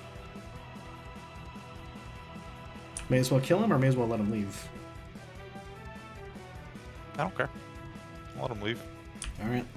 It does not sound like there's anybody who is too willing to kill this guy. Therefore, you guys leave in a leery stalemate.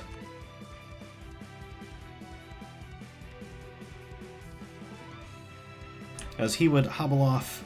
Did you do a close-up of Austin? No, Austin did. No, I did. Oh, okay. Okay. As he would hobble off down this way to God knows where. Who cares?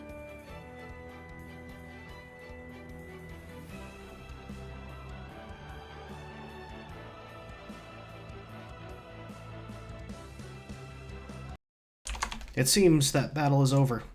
However, one is not coming with you.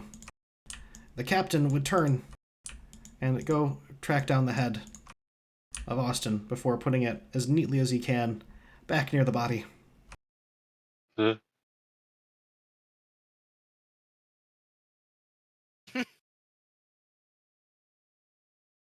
Before sighing and lamenting that you guys don't really have a time or manpower to carry him to do a proper burial. Can we just take the head with us? He would nod and say, if you wish. Grotesque for me.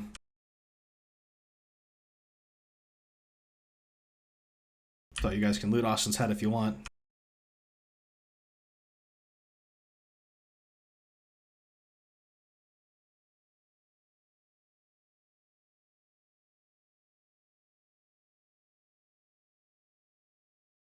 As you guys finish that, you are licking your wounds and looking over at the arena where the bodyguard is holding out the head of Cheesar. And through an overwhelming display of violence, which you guys could feel basically all the way up from the rafters where you were at, he would seem to lock eyes with the party before he would make a subtle head motion to basically come back down to assumedly rescue the king. Yeah, we go back down the passageway. Do you guys take Austin's head or just leave him whole but, decapitated with the rest of the bodies? We leave him there, I'm gonna No, bring it us could in. knowing he'll be on the ship. Yeah, I suppose that is a good question. We should probably just, loot him. Was there anything of note on your body, Austin? I have. You One drank set your of last caster- potion. One set of caster equipment that I suck into myself. Actually, I have 2 one-a-days, Cure Ailments and Cure Wounds. They're probably on Okay. my equipment. I'd take those. Did I list which equipment they're on? I don't think I have that. T-Bev loots and leaves your body naked, much to the disgust of the NPC. Just makes him whole. Don't forget, I'm taking his head with me. Yeah, Oh, then and No. 49 gold. No, you leave the head. No, I'm bringing it. he's trophying, I guess. Do I need to convince you? You can talk to him about it, sure. Yeah. You see Eustace taking the head, maybe as a trophy, maybe as a memento? I could understand if you're wanting to You're take gonna it see from me in an like enemy. half hour. If you want to take it from an enemy, I would understand. But this is an ally. We should leave his body whole. Don't worry, he's got a hole I want to use.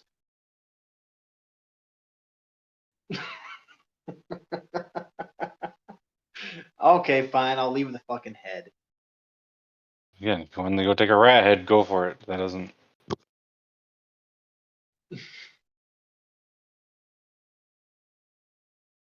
After leaving the body whole but naked, It's bad enough leaving him naked.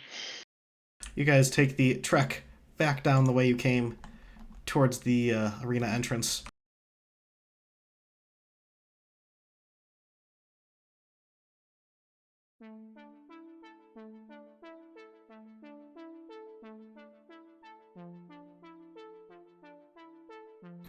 As you guys head back down, where you can see the fight organizers have cleared the fuck out, if you can imagine, after all this violence started happening. The non-sanctioned violence. course. Oh, shit.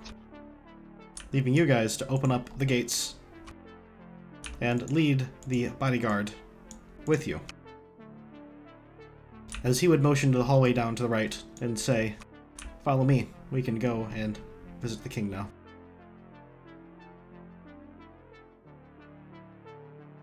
Yes, let's.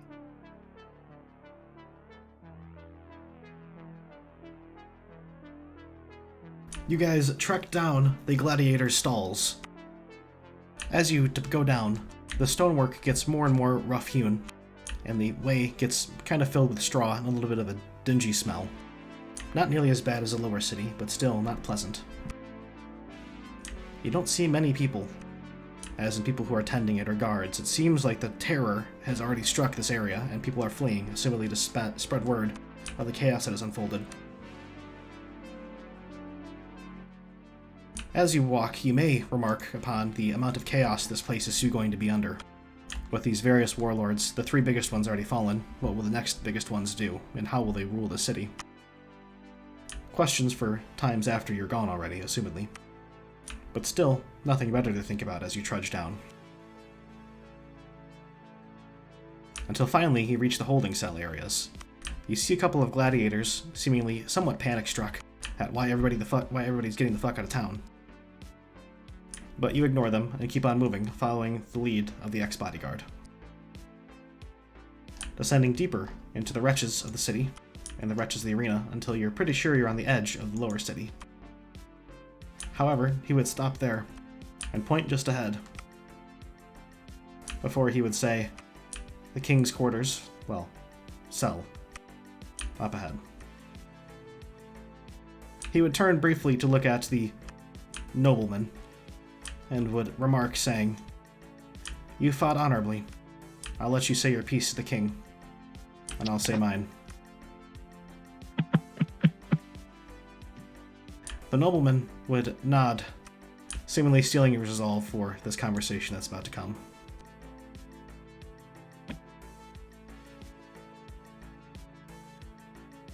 You move onward to the holding cell.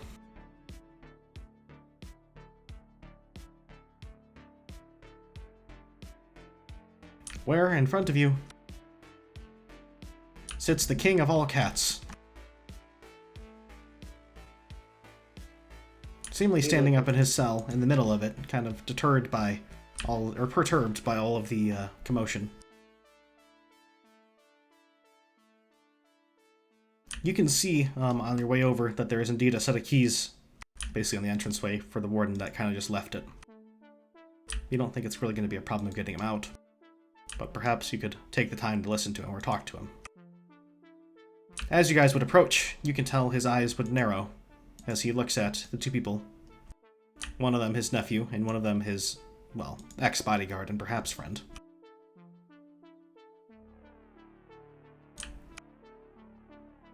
Now, for this question of the future. Do you guys wish to talk or discuss, or do you want to let the NPCs talk first?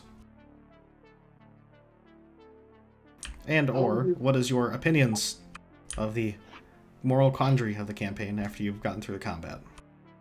I want to hear what the fucking cat trader has to say to his king. Yeah, I say the NPCs should talk first. The goal was sort of getting them here, and before the king is released. Alright, give me 3 minutes to get water so I can talk a lot. Okay. I'm gonna grab waters myself.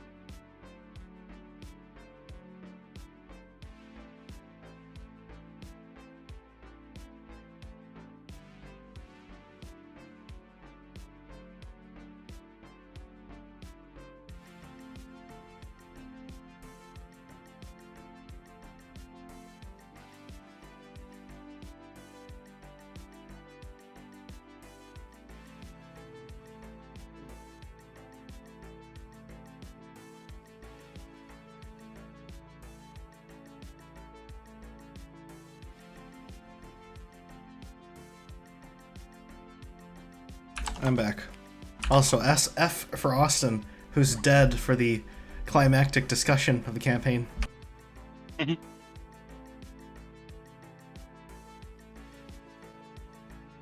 On exacties. Death number 2.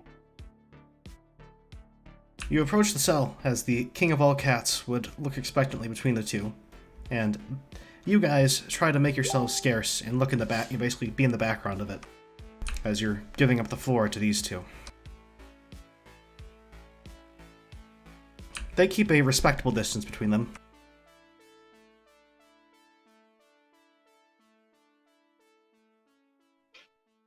Before the king would look between them again, and you could see the noble seemingly recall something, as he would begin kneeling, and the bodyguard would also kneel as well. The king would at last clear his throat. Do you guys kneel with them or no?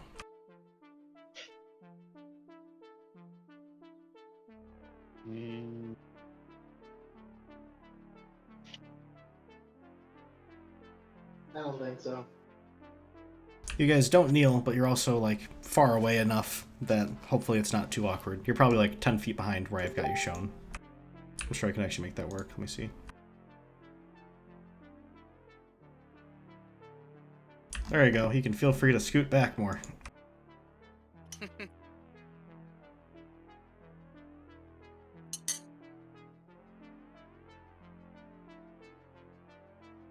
Before the king would clear his throat, and would say in a voice that is a low baritone, but not especially gravelly, not seemingly speaking to either of them at first, just kind of addressing them in general, saying, "So, you have come."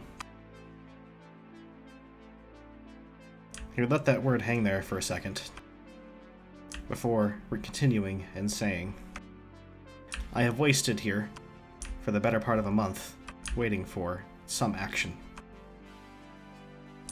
You're both far too slow. However, you both came back.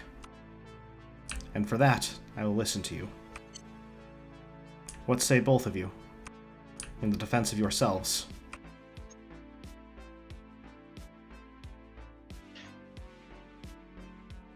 Before the two of them would kind of make a exchange of looks, the traitor would begin the exchange.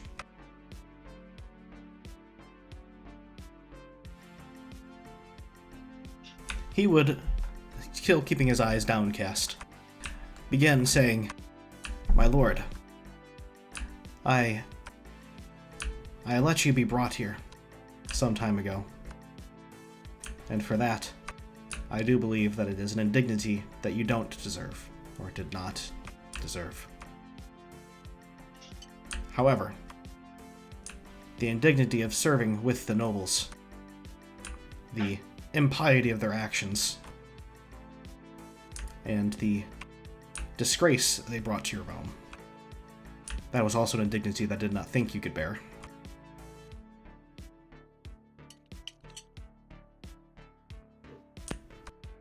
As such, I acted rashly, and, well, went along with the kidnapping plan, but nevertheless, my loyalty never wavered. After you were brought here and the rats began plotting and ploying, I made sure that you were not going to be harmed, and from there plotted revenge, removing any obstacles that could hinder you from reforming the kingdom in your image upon your return. It took them, the nobles, he would say, a month to collect these things. It took me less than a week to perpetrate all the plans to destabilize this region. The systems that you've surrounded yourself with are not to your standards.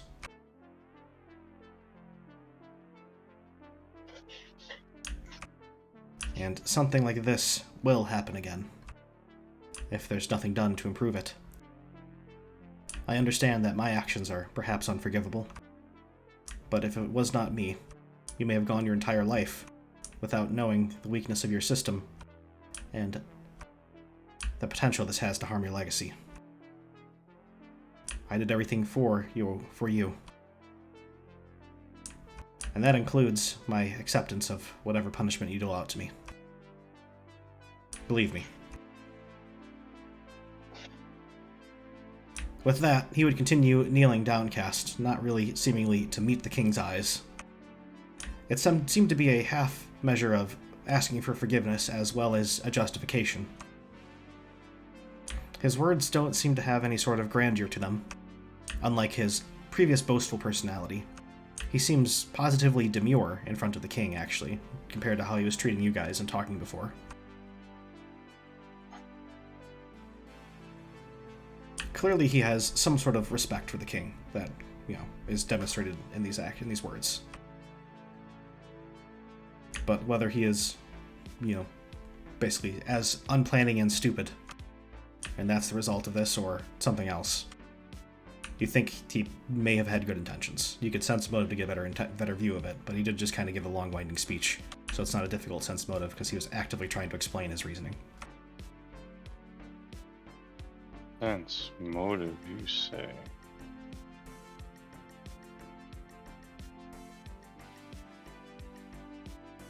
Fuck, how is my sense motive?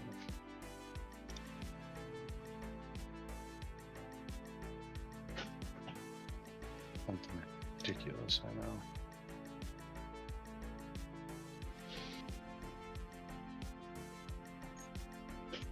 Yeah.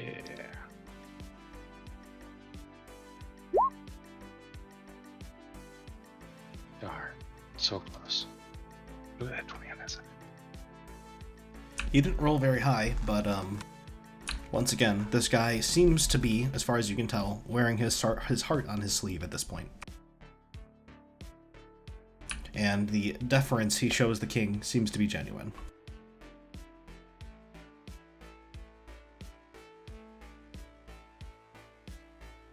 In response to this, the king would nod, but not really give any affirmation to that point of view. He would basically say, "I see," as in a way that doesn't basically commit to any sort of perspective on it. Merely that he has received the words and understands what he's getting at.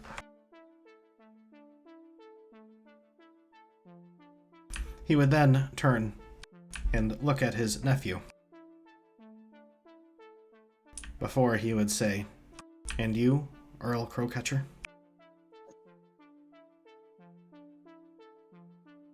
The captain would clear his throat, and he seems a lot more, unlike the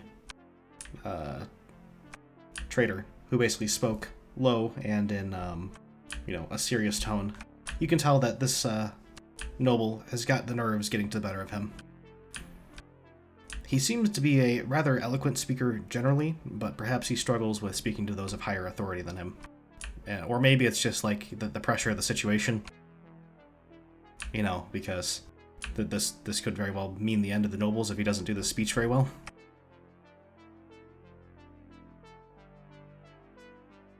Before he would begin saying, "Lord Uncle, I, under my father's guidance, your brother, came as swiftly as we could and arranged all of these tributes to be paid to rats. All in your name to be exchanged in your honor. This sort of action is ignoble, not worthy of, the kingdom. And it was an action that did not need to happen. I cannot stress that enough. He speaks of your nobility and your bearing. However, he did things that smirched you. It is true that the nobility have grown cross and weakened. However, I was among their number before I took this expedition, and I think now I can see a broader perspective. I don't think that his way is the correct one. You deserve better. At least I think so. But I don't believe his way will give you anything better. I think it will make you stronger, and it'll make your perfection more known throughout the kingdom. But it won't improve the lot of well, the kingdom after you're gone, for one. Or of, well, anybody who cares for the kingdom. You'll be training one class of ineffective sycophants for another. Except the other ones will be a lot more power-craven. He speaks of changing the system. He doesn't know what he wants. And I speak of modifying the system, and I also don't know what I want. You are the king, and you've always guided us greatly. I think that things need to change, but I would implore you to not do it the way that he has said, as his way would not allow people like me to come and prove myself. It would only allow for those who've already proven. And so I plead. He would conclude his speech. The king would once again make an affirmation. Basically, I've heard what you've said. Before he would pause and ponder for a moment. Before announcing, as much as he says it, saying, "Free me."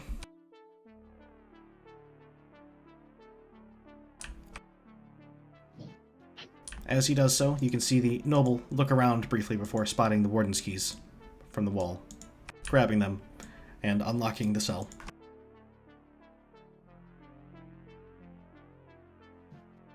Leaving the cell wall open for the king to move forward into the center of the room.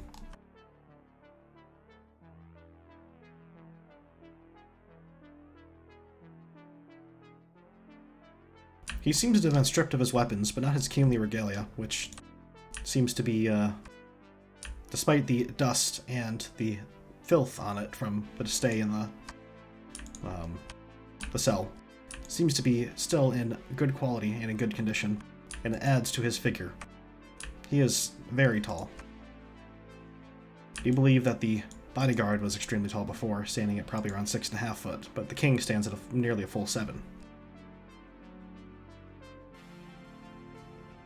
He would look down at the subjects, you four, before he would look back at the noble and the bodyguard, basically at his right and left hand, and would ask you guys the campaign to fight in question. What say you, citizens of the realm? To whom would you rather swear allegiance?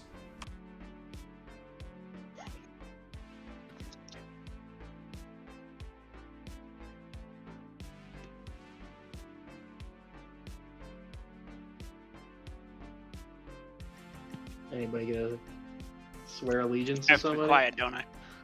Yeah, fuck Yeah, Austin. shut up, dead man. I have to be quiet, don't I? He would pause before continuing as you guys begin getting gears turning your head a mile a minute. As he would continue. See what your faith in the nobles has gotten you? Death! And therefore no stake in this, Austin.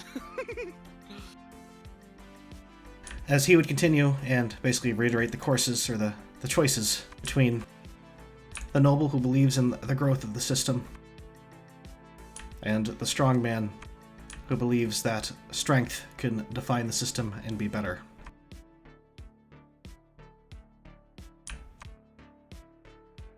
Is his pursuit in reaching the bettering of the realm acceptable?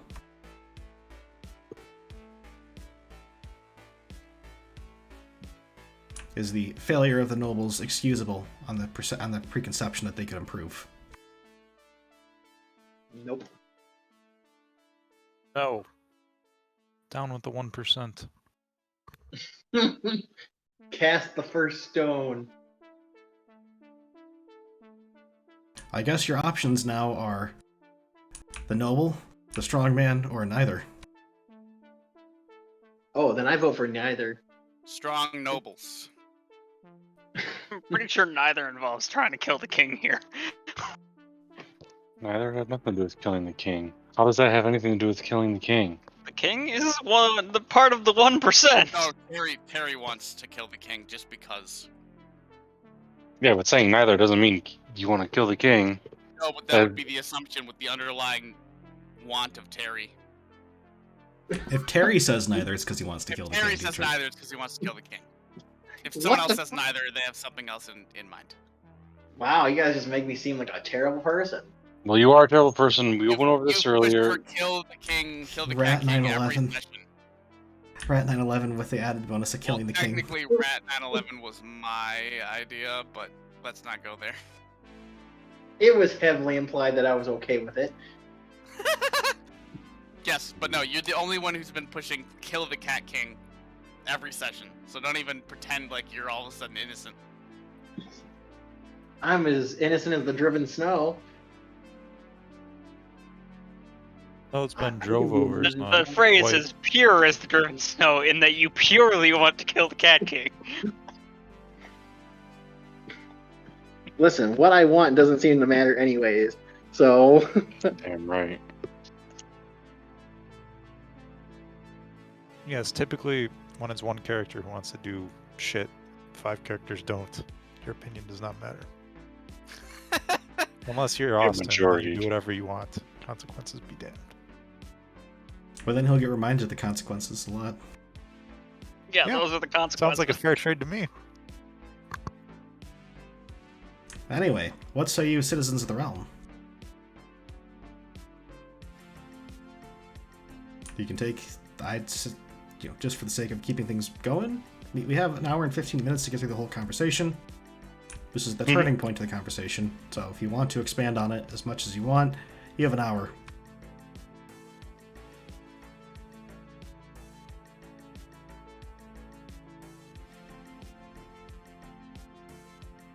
Is this good thinking music, or do you want something else?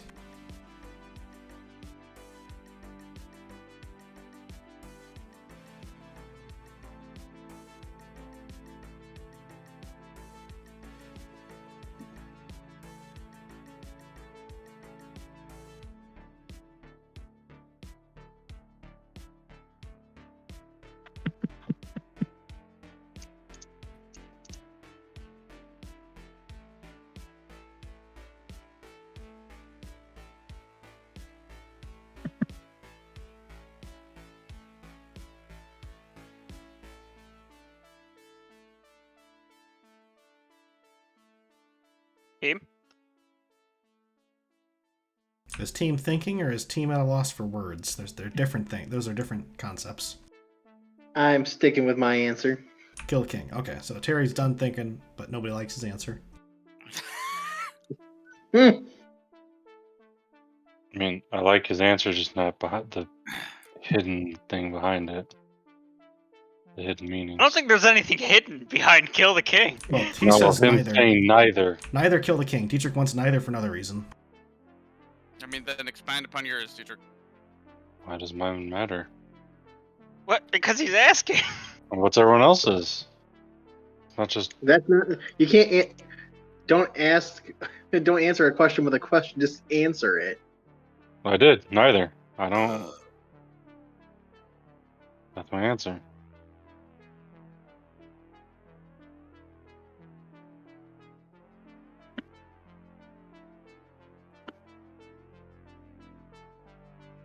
Maybe.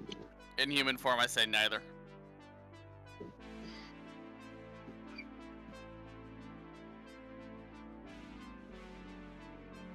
JP. What? Jesus Christ. I continue because JP's a brainlet. I say You're all meritocracy- brainless. We've been doing this for like 20 minutes. Meritocracy is best, but that doesn't mean martial prowess is the only thing that should be sought after.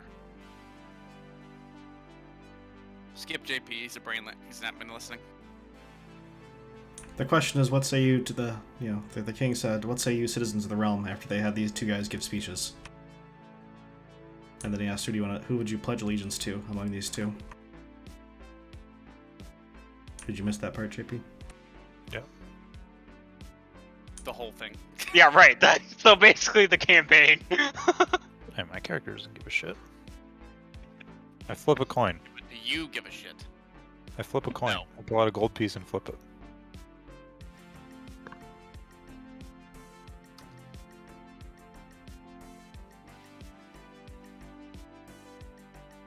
Point at the first guy.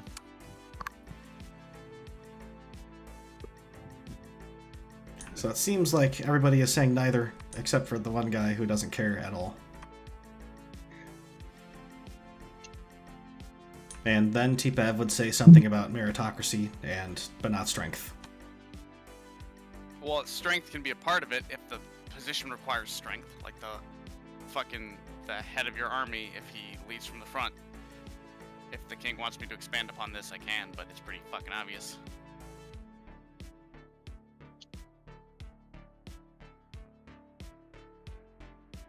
Seeing you guys rebuke the two people that just gave speeches, and one person clearly not caring, he would kind of just ignore JP's brazenness.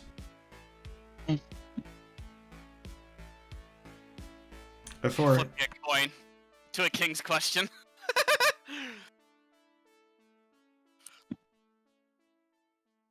before he would put a hand on his chin, before saying, I do think that is partially within his boundary, if I'm not mistaken. He would look over at the bodyguard.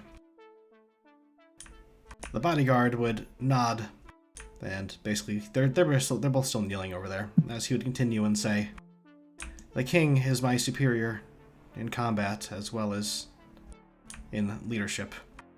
That is why I yield to him so thoroughly. The nobles don't have strength at arms, nor do they have the moral capability of holding it together and not becoming squabbling children at the drop of a hat. The king is strong physically and politically savvy. The nobles are neither.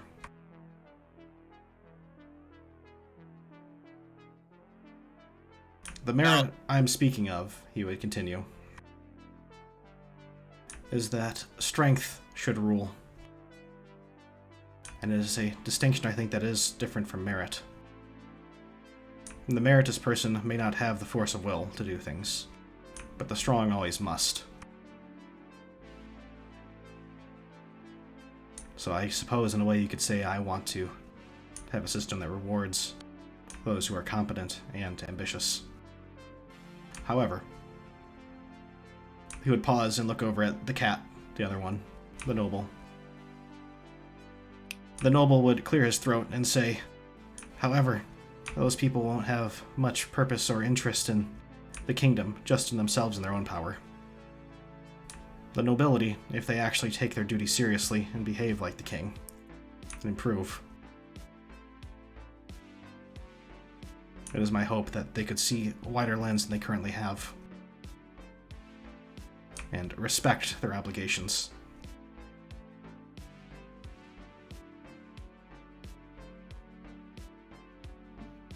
Oligarchy versus aristocracy, basically, is what these guys are arguing about.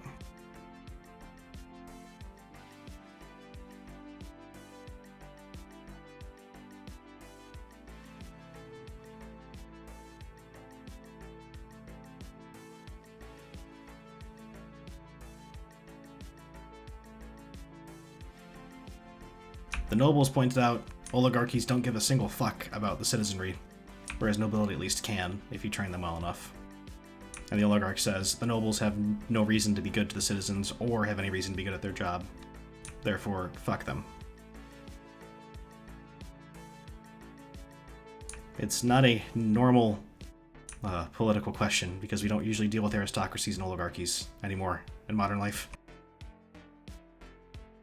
Which is why I picked it for D&D campaign, where you guys can insert yourself into the what if.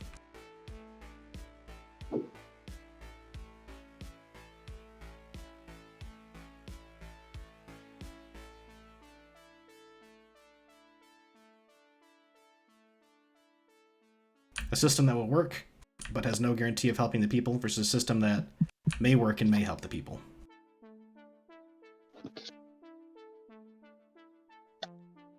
In fact, you can almost guarantee the oligarchy will work against the people, if you think about it long enough.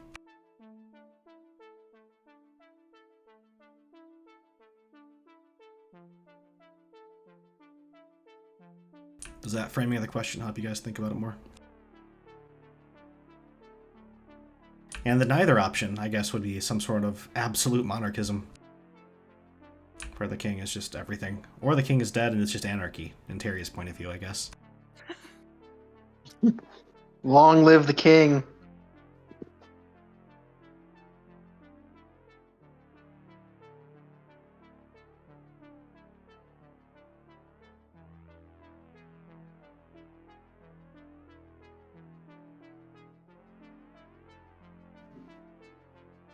Oh, I'd play Viva La Vida, but I'm almost certain that I'll get my fucking video taken down. I was thinking of that. Oh, Because yeah. it's literally Viva La Vida, because it's 1800s revolution style, basically. Instead of lolling the king.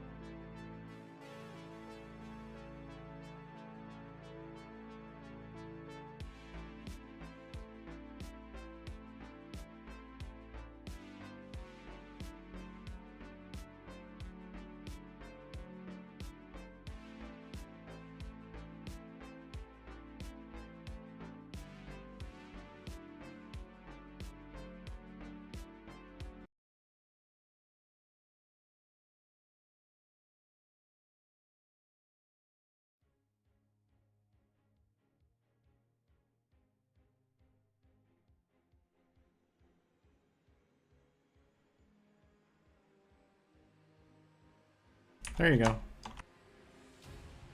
Hopefully this one's not,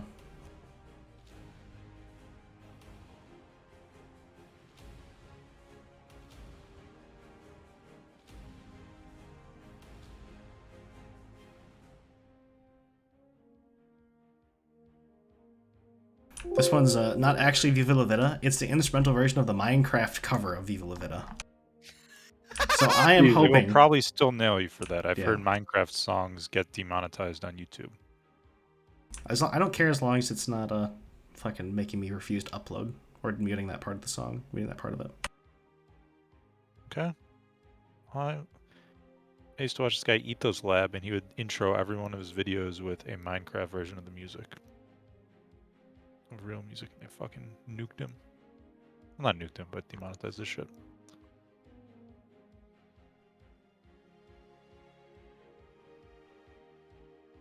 Austin, you can give him a hand if you want at this point. They're taking it slow. How? I'm dead. No, I mean, like, talk to them out of character. Okay. So what are you guys struggling with here?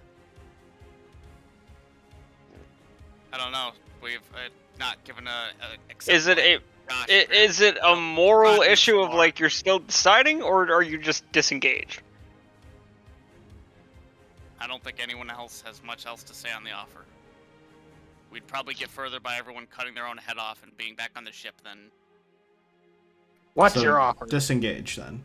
Because don't give a shit about the central thing. Well, I mean, we told You the king... said meritocracy, and then the guy expanded and said, yeah, I'm meritocracy. And then you didn't reply. Because he only is concerned about physical strength, as far as I was hearing. No, he elaborated on it. So I'll repeat what he said when he elaborated on it.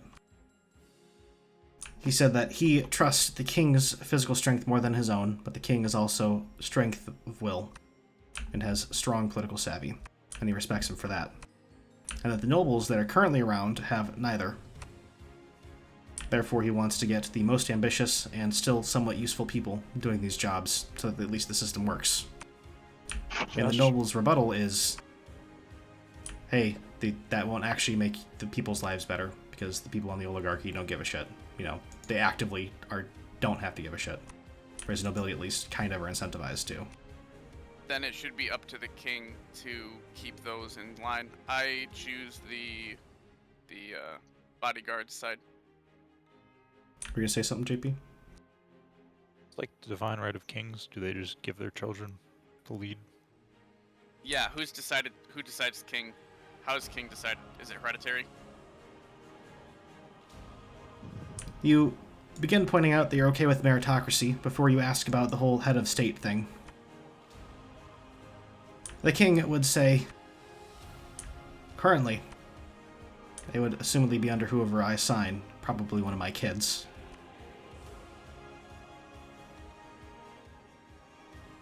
Yeah, I don't know. To me, look at it long term, and the bodyguard's oligarchical system just becomes aristocracy without any kind of oversight.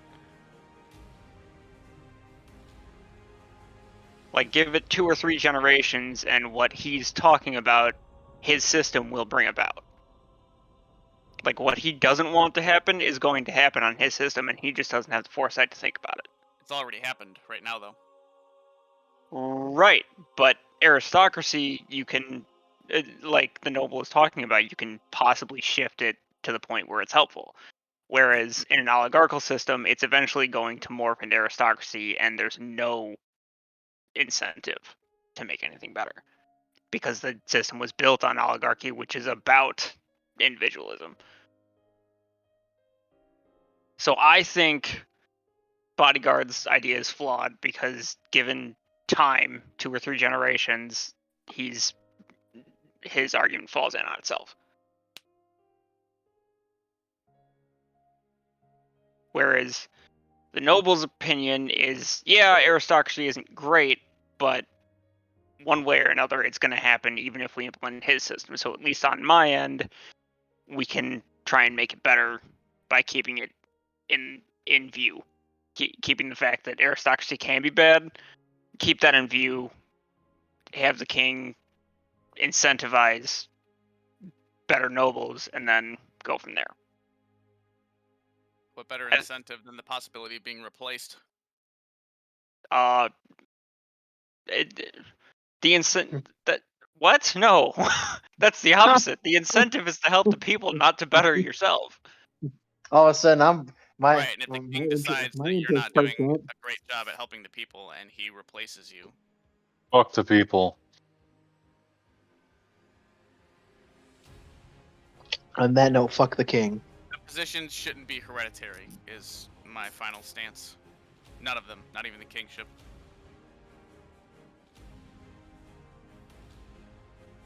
The, what you call it? The bodyguard has come out and said outright that, or he didn't say it outright, but he said basically that he didn't rebut anything with the noble saying, yeah, the people may not necessarily be improved on. The oligarch is just, not the oligarch, the bodyguard just focusing on the fact that, the system will work if you put competent, ambitious people on it. Doesn't say who it'll work for, and that's what the noble's critiquing. A system that'll work for the elites to better the country, and maybe sometimes the people won't get fucked. Or a system that hopefully keeps the people as a focus of some kind by incentivizing better nobility. Better nobility or less control nobility at the basically hope of these people being ambitious will naturally pull the country up with them.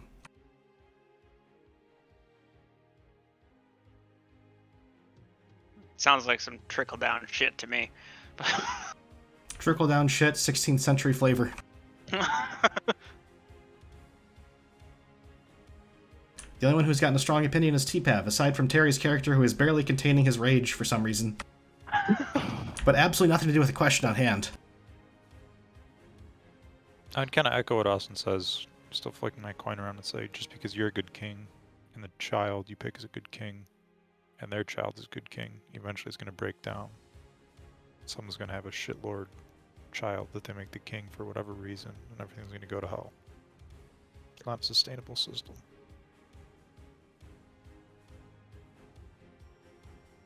We've been giving swords, there's no system of government. The king would nod, saying, the executive, the one who guides the system, is the important part, I agree. And I'll probably do my best to make sure my legacy doesn't get tainted for as long as I could foresee it. Whether that means some sort of powers the Prime Minister, he would say, kind of vaguely looking over at the direction of the Prime Minister's kid. Or some sort of code for a coup. If the king is so useless. But if I can't foresee it, then it's something that's beyond my legacy to maintain.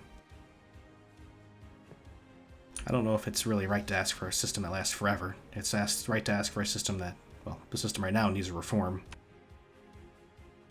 And I will use the fullest extent of my power, judicially, and, well, if needed as a warrior, to implement the reform. What direction would you prefer?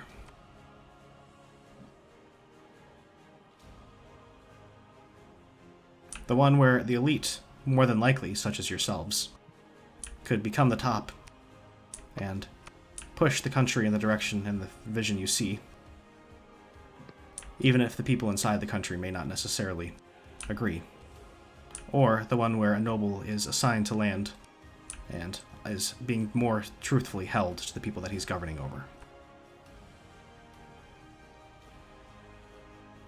I think I have enough foresight and capability to implement the broad strokes of these within my lifetime, in these 10 or 15 years I have left.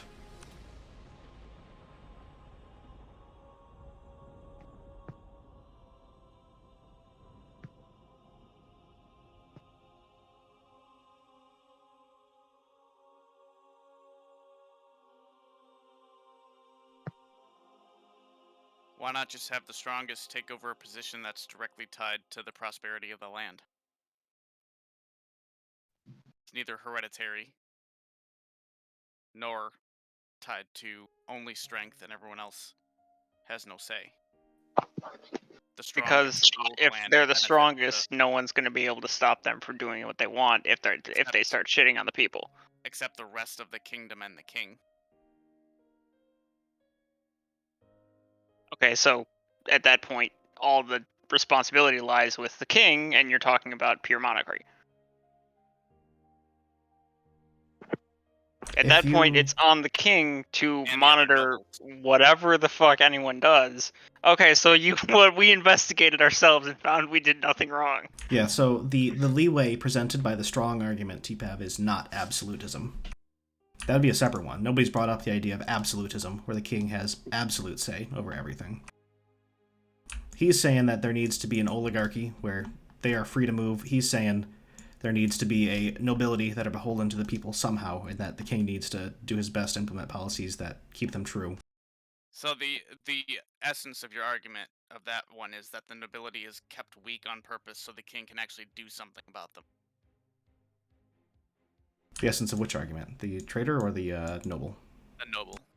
The noble is that the nobility needs to be... I mean, essentially, the argument that Austin is using is only different because the nobles are weak, and if the nobles are they start beholden. doing- Yeah, the nobles are strictly beholden to the because people they're they're weak. governing. Yeah. Yeah, because they're weak. Correct. If they were strong, then they're no longer beholden because they're strong, unless the rest of the kingdom keeps them in check. And Right. if the rest of the kingdom cannot keep them in check, then they should probably be ruling anyway. Because what other choice do you have? Whereas the one with the oligarchy, what he is saying is that you give it to whoever is the most ambitious and most useful. And they rule those different areas. And you basically dissolve the nobility. And they're no longer beholden to the people, they're beholden to their ambition. And my argument is that that devolves into aristocracy all over again in a really bad way in like 2 or 3 generations. It may devolve into that, but it The has answer is no... still neither.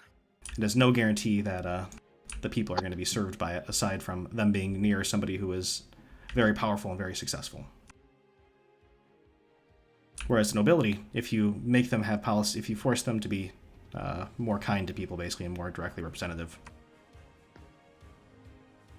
then you at least have the hope that the people's lot will improve, but the kingdom may suffer for it overall. Because they could still be shitty nobles that care about people. That's a third option that exists. The nobles are ineffective and don't represent the people. What if you make them represent the people? Well, they still may be ineffective, but it'll at least be more direct. Whereas the other guy's saying, the nobles fucked up enough, just replace them people that know what's going on. What say you, Dietrich? I'd say the last suggestion I'd have, and then I'm just gonna completely check out, is I would suggest a system where you have both a noble and a general equally empowered for the same land, and they can fulfill both roles and keep each other in check. Oh, the Rome option. Okay. Basically, yep. Dietrich, what say you? Anything? No. Looking between the people that were talking, which was mainly T-Pav, and a little bit from the guy who was flipping coins, you would then look at Dietrich and Terry. Terry seems mad, but for reasons that the king hopefully can't piece together. I didn't get to kill you or keep the head. Or cause 9/11. I'm And just outright mad. And then looking at Dietrich, who similarly doesn't seem to have much to say. Before the king would nod and say, "I have taken your counsel."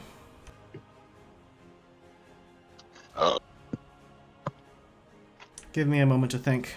We should evacuate until then. Do we have a way Have out? an airship. He would nod. Lead me, he would say.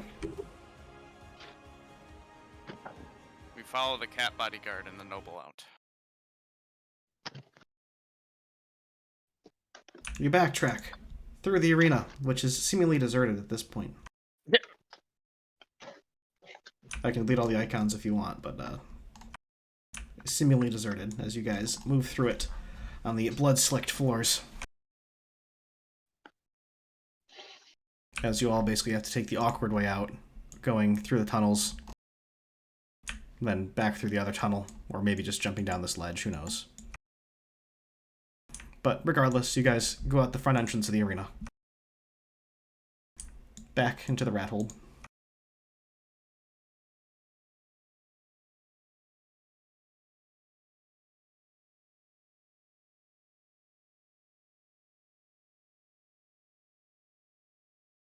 Now with the King of the Cats with you and -1 Austin.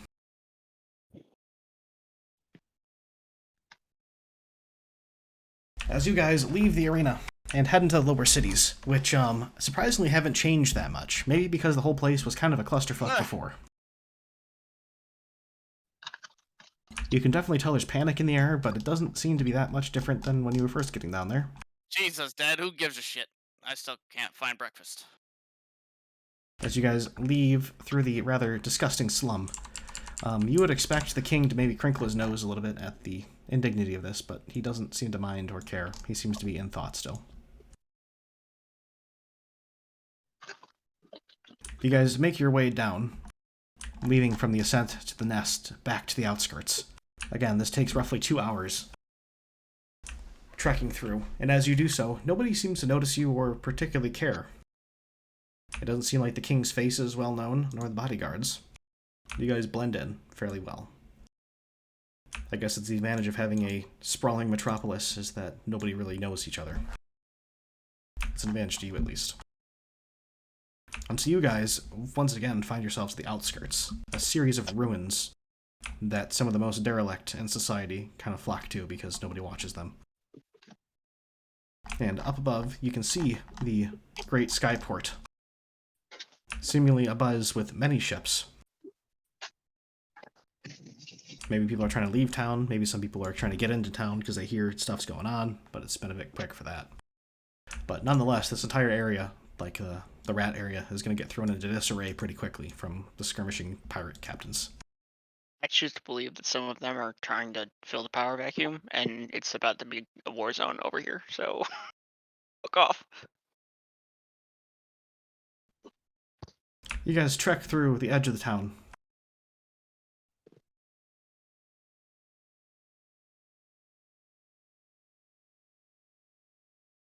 Again, nobody really saying much unless you have something more you thought of to say to the king.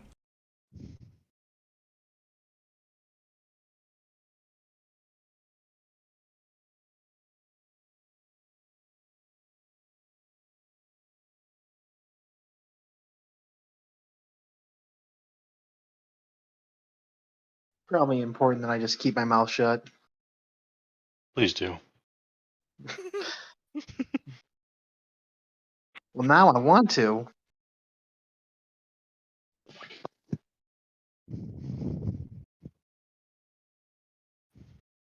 Until finally, you find your ride hidden amongst the edge of town.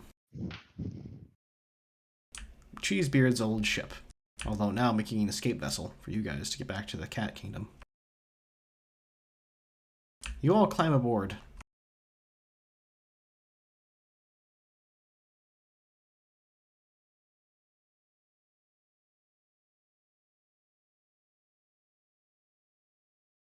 As the Cat King climbs on, you can see some of these deckhands who were preparing stuff, who were kind of milling about. You guys kind of got on subtly, and then after you're all on looking around, you can see the deckhands staring at each other and then staring at the king. Before one of them nudges the other one, and you can see that one kneel down. Before the remaining 4 crew members, rather skeleton crew, are kneeling to the king.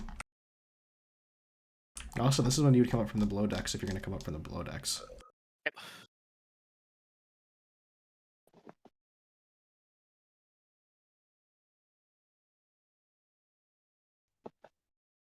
Alright, Dietrich, there you go. You can kill yourself and make your own cat character with your own cat's picture.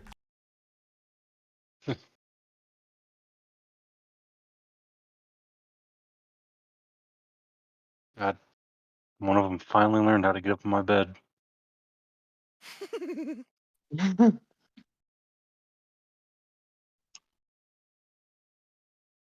As everybody's sitting here kneeling to the king, I mean everybody who has not already, shown their respects and talked to him, the king would move towards the center of the deck, and people would kind of naturally gravitate around him.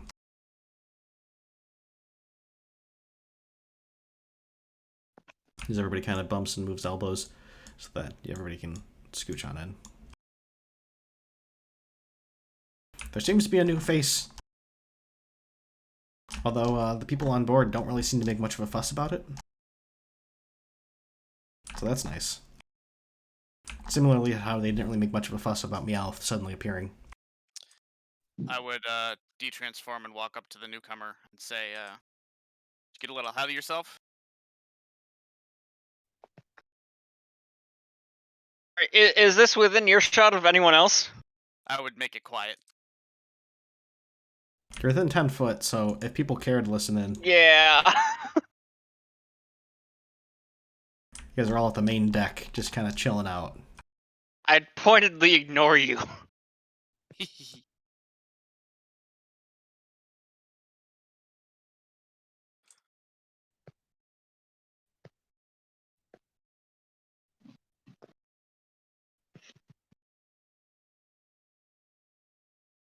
The king would take his time to look around at the scant crew that came to rescue him. In total, right now, including you guys, which who knows how much longer you're going to be here. It's only 9 other people, 10 including himself.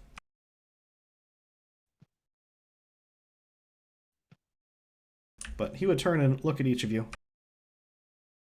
before he would seemingly nod, or at least make a small nodding motion, affirming something to himself. Before he would begin a speech.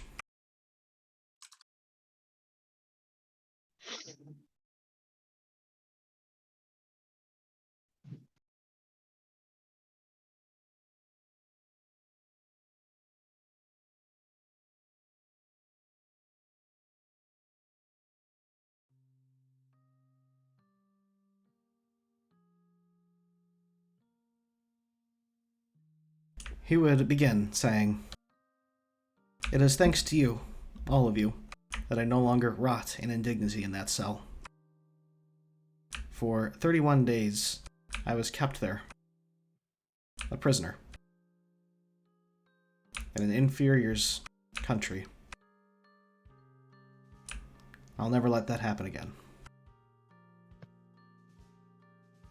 And you chosen few, will be the first to know my solution to it. There will be no more nobility. and there will be none who are so strong as that they could potentially will an entire kingdom into chaos. Neither of those things are strong, or at least possess the strength and flexibility needed to run a kingdom like this. The reforms they propose would be insufficient. And now, in this age of connectivity, I believe that it is time for the notion of nobility to be done away with. It was started because one person did not have the capability to rule all. And now it is clear that even when one person has the power to rule all, those they trust can still betray them. The solution, I think, therefore, isn't to make those more responsible when they have power, but it is only to make them as responsible as the person who has power to give them at their leisure. The kingdom of cats is no more. I am now the emperor. I like So it. you want with monarchy, basically? Absolutism. Yeah. None of you liked the ideas. Do any object? He would say, as he draws his sword, which he seemingly picked up from the edge of the thing, or the edge of the armory at some point. How do you decide the next absolutist? However I please, he would say, turning the sword towards you. Makes sense to me. Might I suggest not hereditary? He would turn and point his sword at the noble. And the noble seemingly grips his pommel rather harshly. Before he would look at the traitor.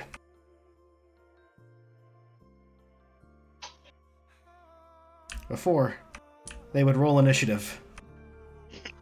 As you guys watch this happen, you feel your bodies begin to disintegrate and tingle as you look at the stone. Rolls initiative. At the stone on the top deck.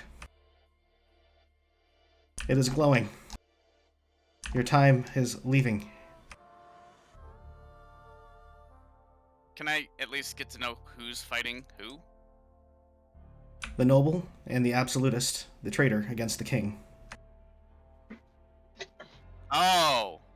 They have chosen neither. Gotcha. That makes sense now. Well, I feel like we're getting a huge missed dick tease here. Don't worry, I he'll wanna come see- back to this setting later. We will? Oh no. Oh yeah! The clanging begins, however your souls are disintegrating. And as I much give as you the would noble like, a wink as I leave. as much as you guys would like to see the outcome of this battle, it is not for you, not for now. You're a bastard. The Soulspire calls to you. I'm not answering. Fuck that. You attempt to reach for your weapons to join in the melee on one side or another, depending on what you've picked. But you find you are no longer a cat. You are a soul at the spire. There is but one door in front of you. I'm confused. Why would the bodyguard care? He's following the king, who, His power no longer matters. whatever.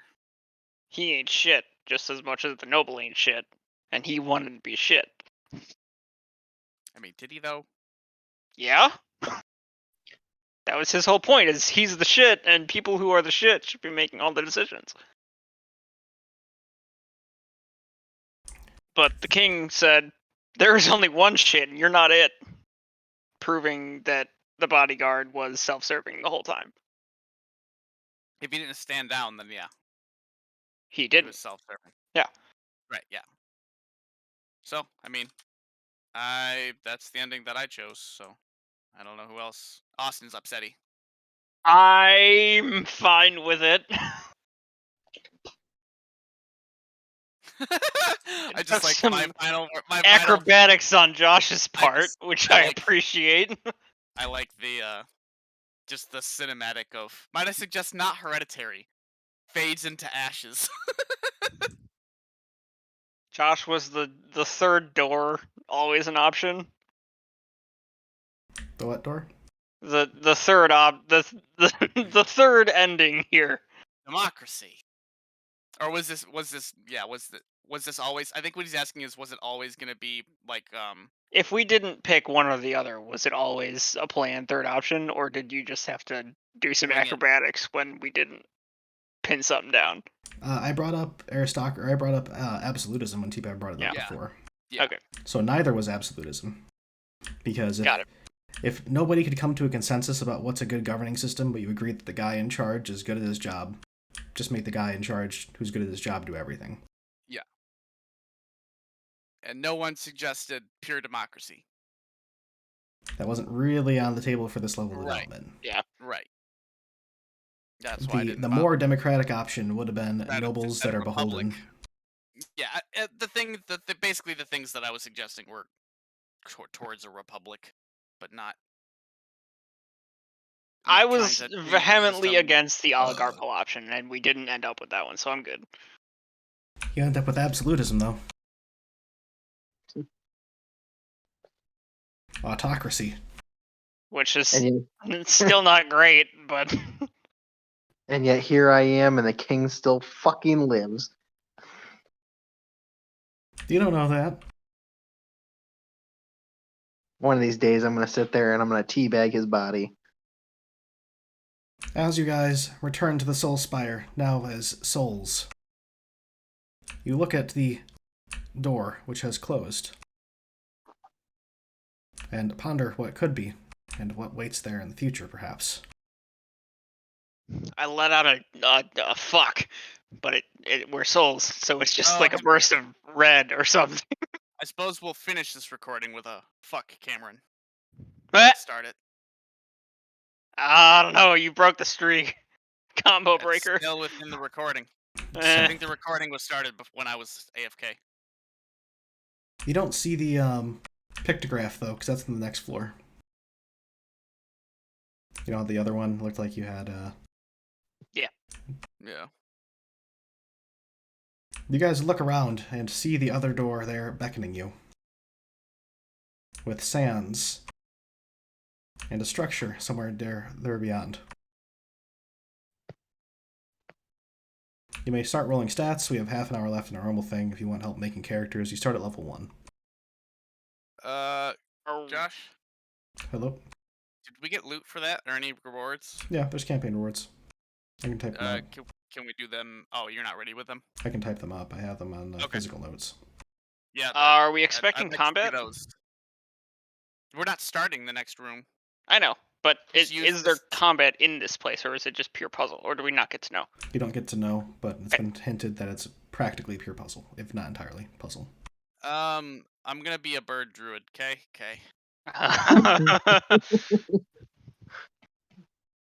I don't even need the sheet for it. I know I can fly.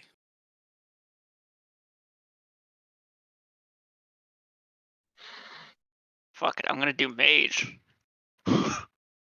Transposition. That's right. Oh wait, no, we're level 1. Ah, fuck. Never mind. Okay. But In what all about blank ways, TPAV? including physical, am a bird.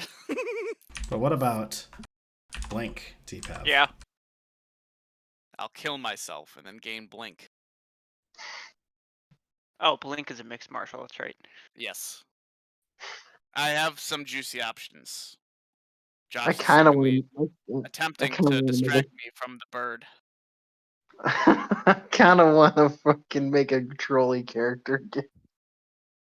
You haven't That's been all doing you that do. already? What do Yeah, you mean? what else would be new? I know that's all I do, but God, some of these characters are hilarious, and I don't care. I can play him. Who cares? Hey, But Sargnarg is still a quality fucking character, and he was the Bring him bestest out. punching. Be Umbermancer. We are in a different universe. You can play that character. some of you I guys know. played Hearthstone, right? I like that thinking, Dietrich. Were you thinking for light screen? Well, I was thinking because I can see through illusions. Oh, that too. That light requires screen just- against arrow traps. Level 1 illusions. Yeah, still illusions. Level 1 illusions, yeah. Oh, Josh rubbing his nipples. Ah, this is a level 2 illusion. I mean, if there's any Get fucked. stupid base ones, I can at least have a chance to see through it. I'll take Ellie, I guess. Fire traps. I think League is so dog shit, or Riot is so dog shit, they made a tutorial in their Hearthstone clone that is impossible to beat. This is bullshit. Yes, light screen is also nice.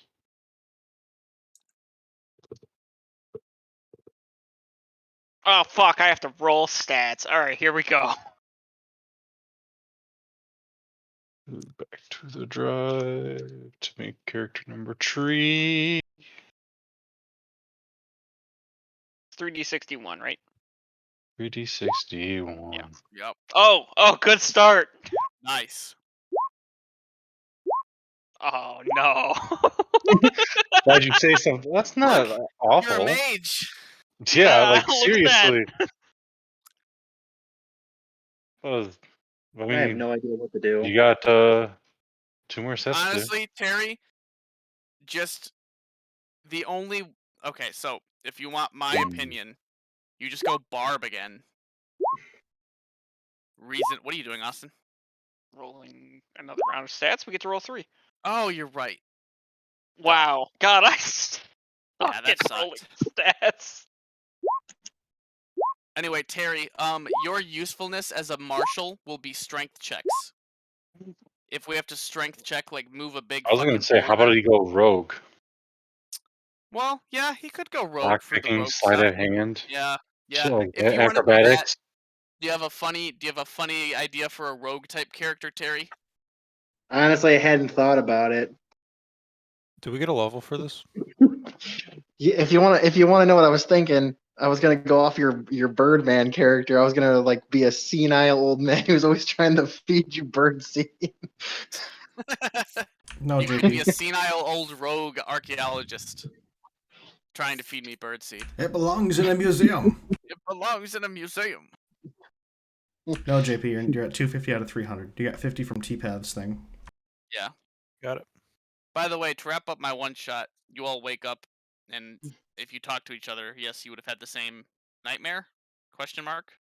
But you woke up back on the ship. I forgot to close that out because we were all drinking.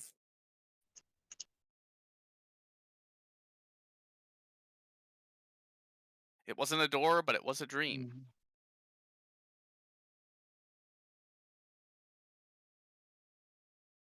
But yeah, Terry, check out Rogue. I would say that's probably the best bet for a puzzle type stuff. It depends on if Josh wants to be fun or not. If it's escape room-esque, it could be something that I would enjoy.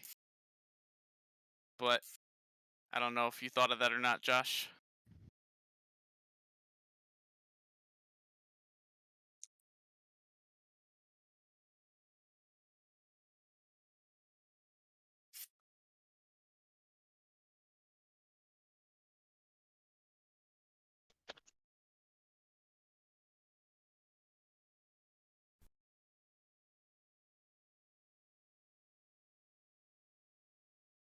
Oh god, I get to play cursed music just for the meme right now. What? I'm not gonna pass it up. Desert. Oh, she got the color off. Wonder where that's at.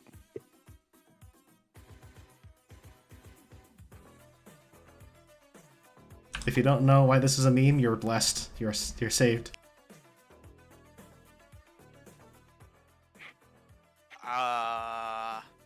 I'm not deep enough in the sauce to know this one, I guess. Austin. Good. I don't want to talk about it. Oh, you know? What? It's a Yeah, keep TikTok it to meme. yourself. What are you doing?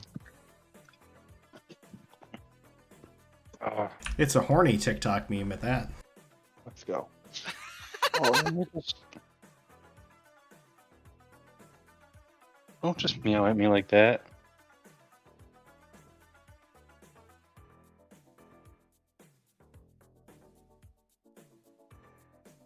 Just figured out how to get on the bed.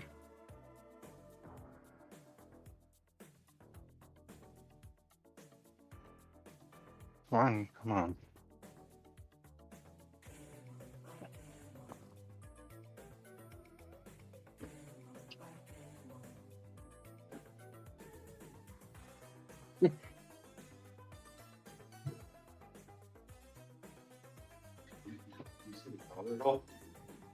I haven't seen it. It's gotta be in your room somewhere.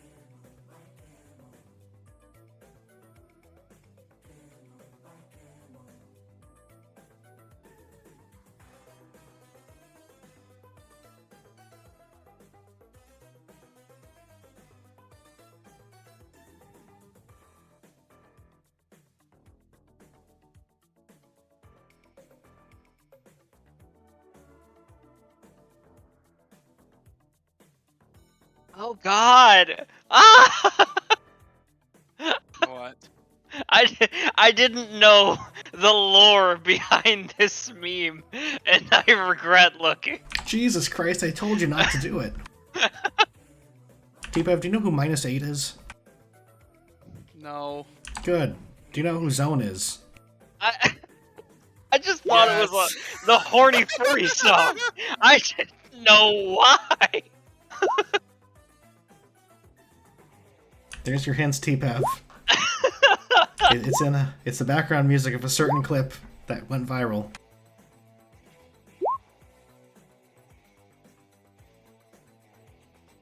Gotcha.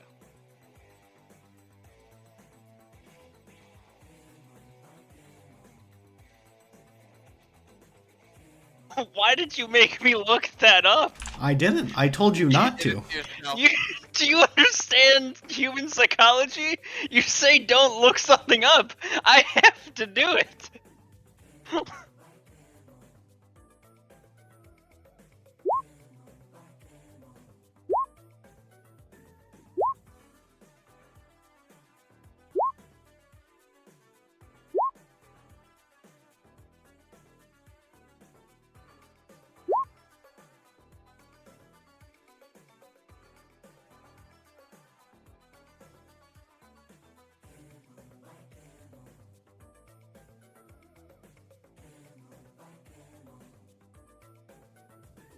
How many sessions is this one gonna be? Ought to be very short. 1 to 3. Okay. There's been a meme about this. That ain't us, man.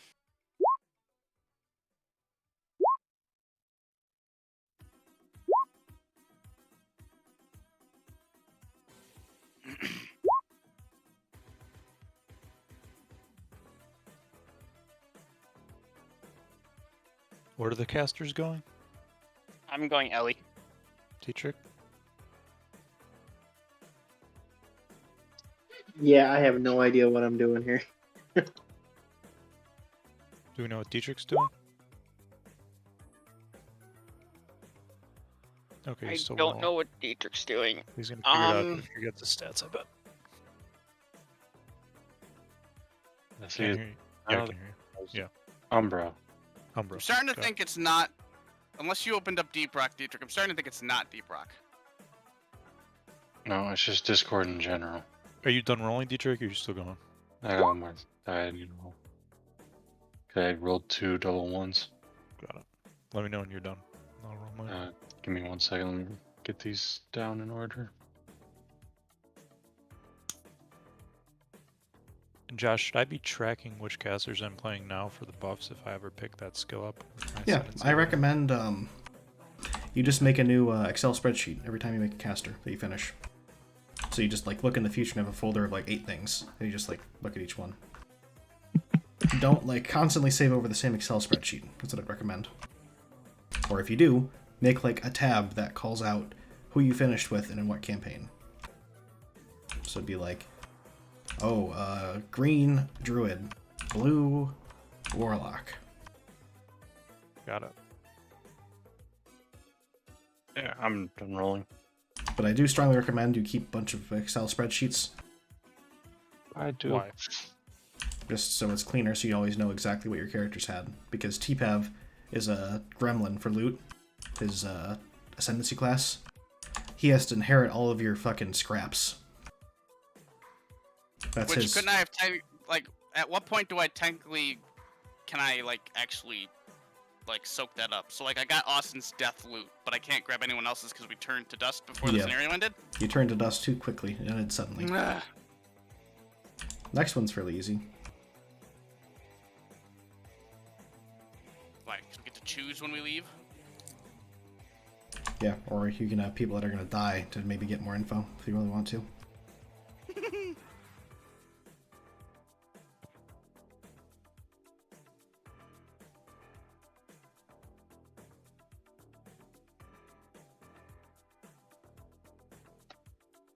Are you done rolling now, Dietrich? But I was.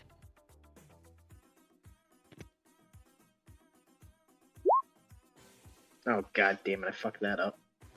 You always do. Shut up. I don't need your shit today.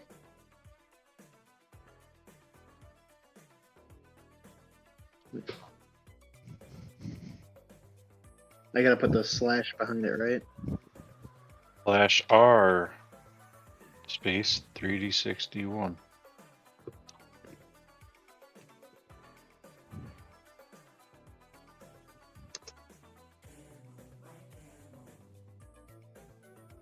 What the fuck? Slash R space 3d6d1.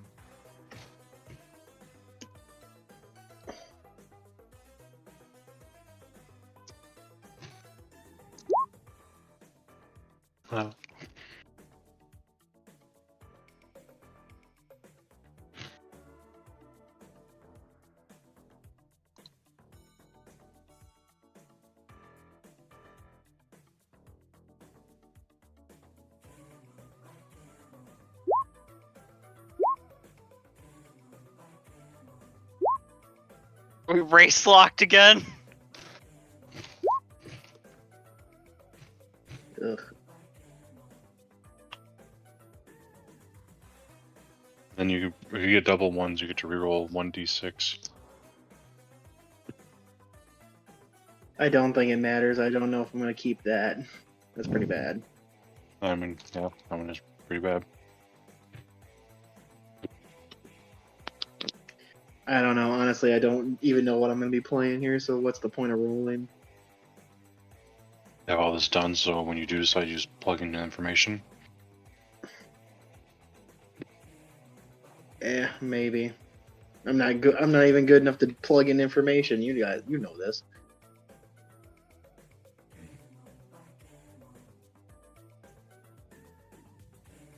So, I mean, you can do this 3 times, right? You So can just roll race 3 this time. times. So 12, 7, 6, 6, 6, 4. Now you roll 6 more. And then you can compare your 3. I mean, technically that 4 is going to be different because he rolled 2 True. ones with it. Good call. You can roll a single d6 now, and it'll be 3 plus whatever that is. I mean,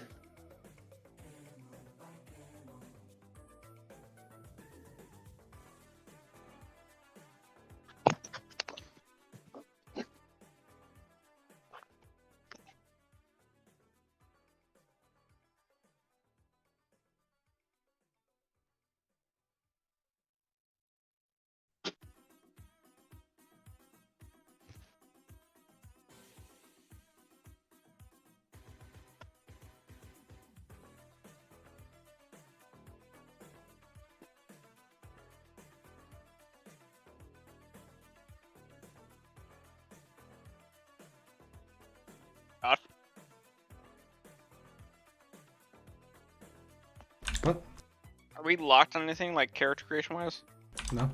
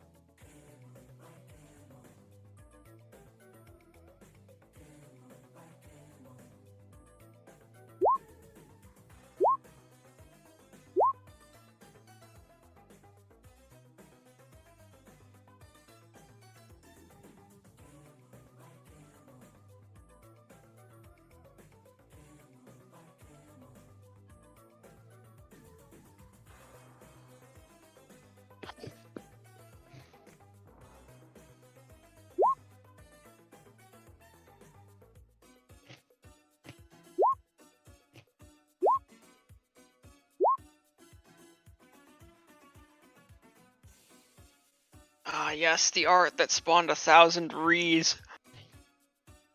Alright, your scenario completion rewards are ready. Ignore any typos, or if something doesn't make sense, I can correct it.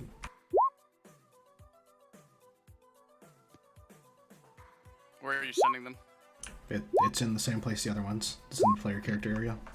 Scenario completion traits. Looks like a pile of treasure. Above Babelith. Ah. So everyone gets to select one of those when incarnating? Yeah. From each scenario. So you can get a green and a blue.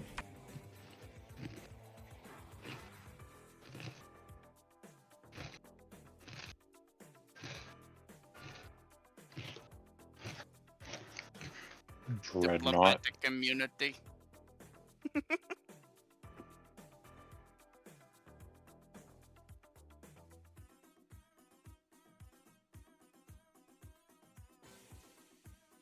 Josh, Yeah. I demand a stat block for a frog person. Oh, frog people. They don't exist. Whoa. Josh? Oh. What's What? Dreadnought? Martial only? Yeah, intend to be Marshall. Fuck. You Okay. fuck nerd. That's lame. There's always the voucher. Speaking of, I think you just got a voucher? Is that the reward for tier 2? Oh, was it? Pretty sure.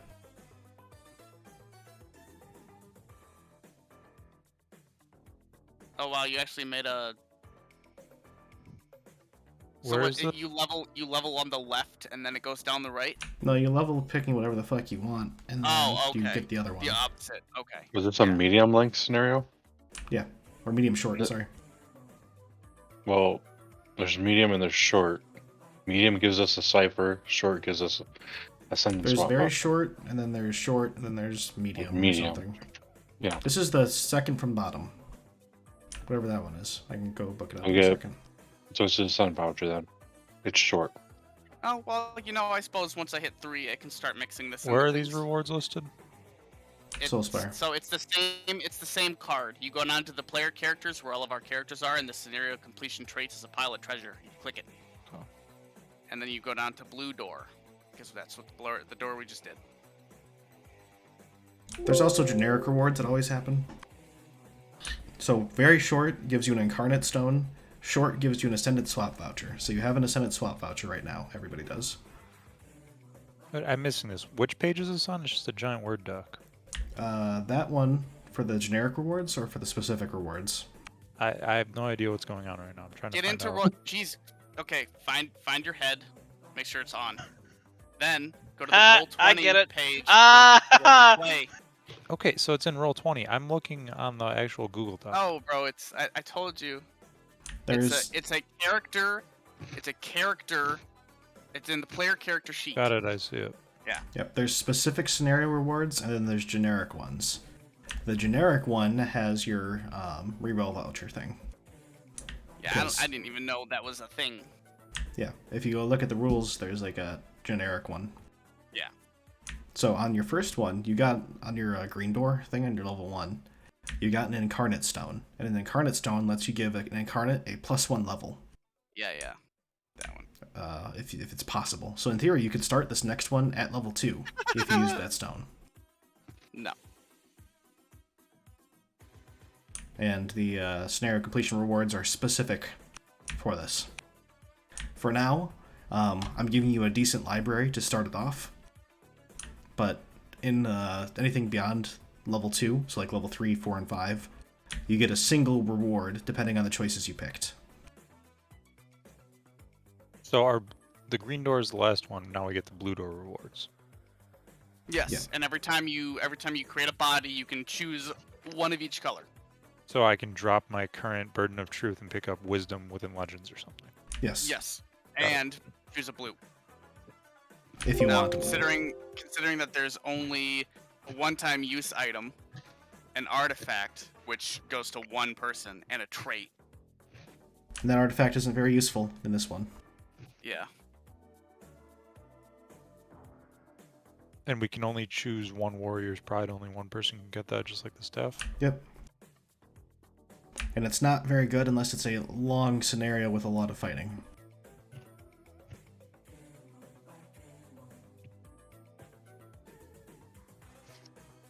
What is it? Is it diplomatic immunity once per, Once ever. Once ever. You get you have a single Once ever single for the whole group. It's a scroll, basically. for the whole group? So we each can't use it. It's once. It's Yep. one Like the one staff. usable by one player one time. No, that's the artifact. It's like the what was the one? I don't even remember. Inquisition. Mm-hmm. Yeah, we haven't used it yet. You haven't Do we used have any. ongoing dreadnought? What was Yeah. Cool. Dreadnought's martial only. Where's the reroll voucher? That's on the generic one. So where you had in the doc before, the doc lists the generic, like every time you complete something, you get a special reward, like flavorful stuff, and then you also get like the generic Soulspire rewards. And that doc tells you what you get for what length of scenario you completed. You just completed a short scenario, which means you have a reroll, you have a swap voucher. So if you say mage ain't for me, I want to swap to fucking fighter, no harm, no foul. You could do that right now. What are the odds Cashew's class gets unlocked somewhere in this, Josh? I would recommend not doing that until you know or have it. Okay.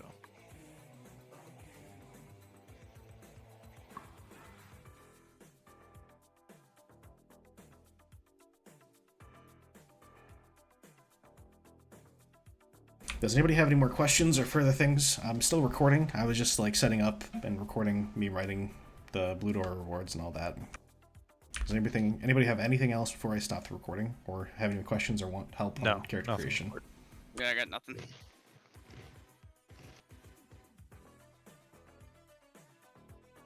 So Dietrich's Umbra, what did you say you were, Austin? Ellie. Ellie, okay. I may go Cleric or Inquisi then.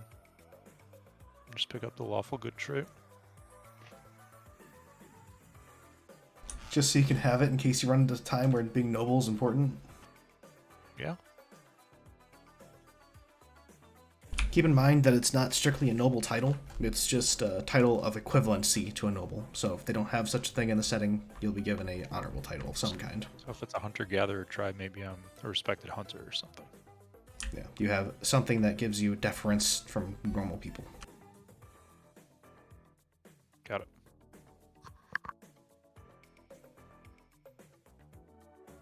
All right, nobody had anything else to add. I'm going to end stream, or to end the recording.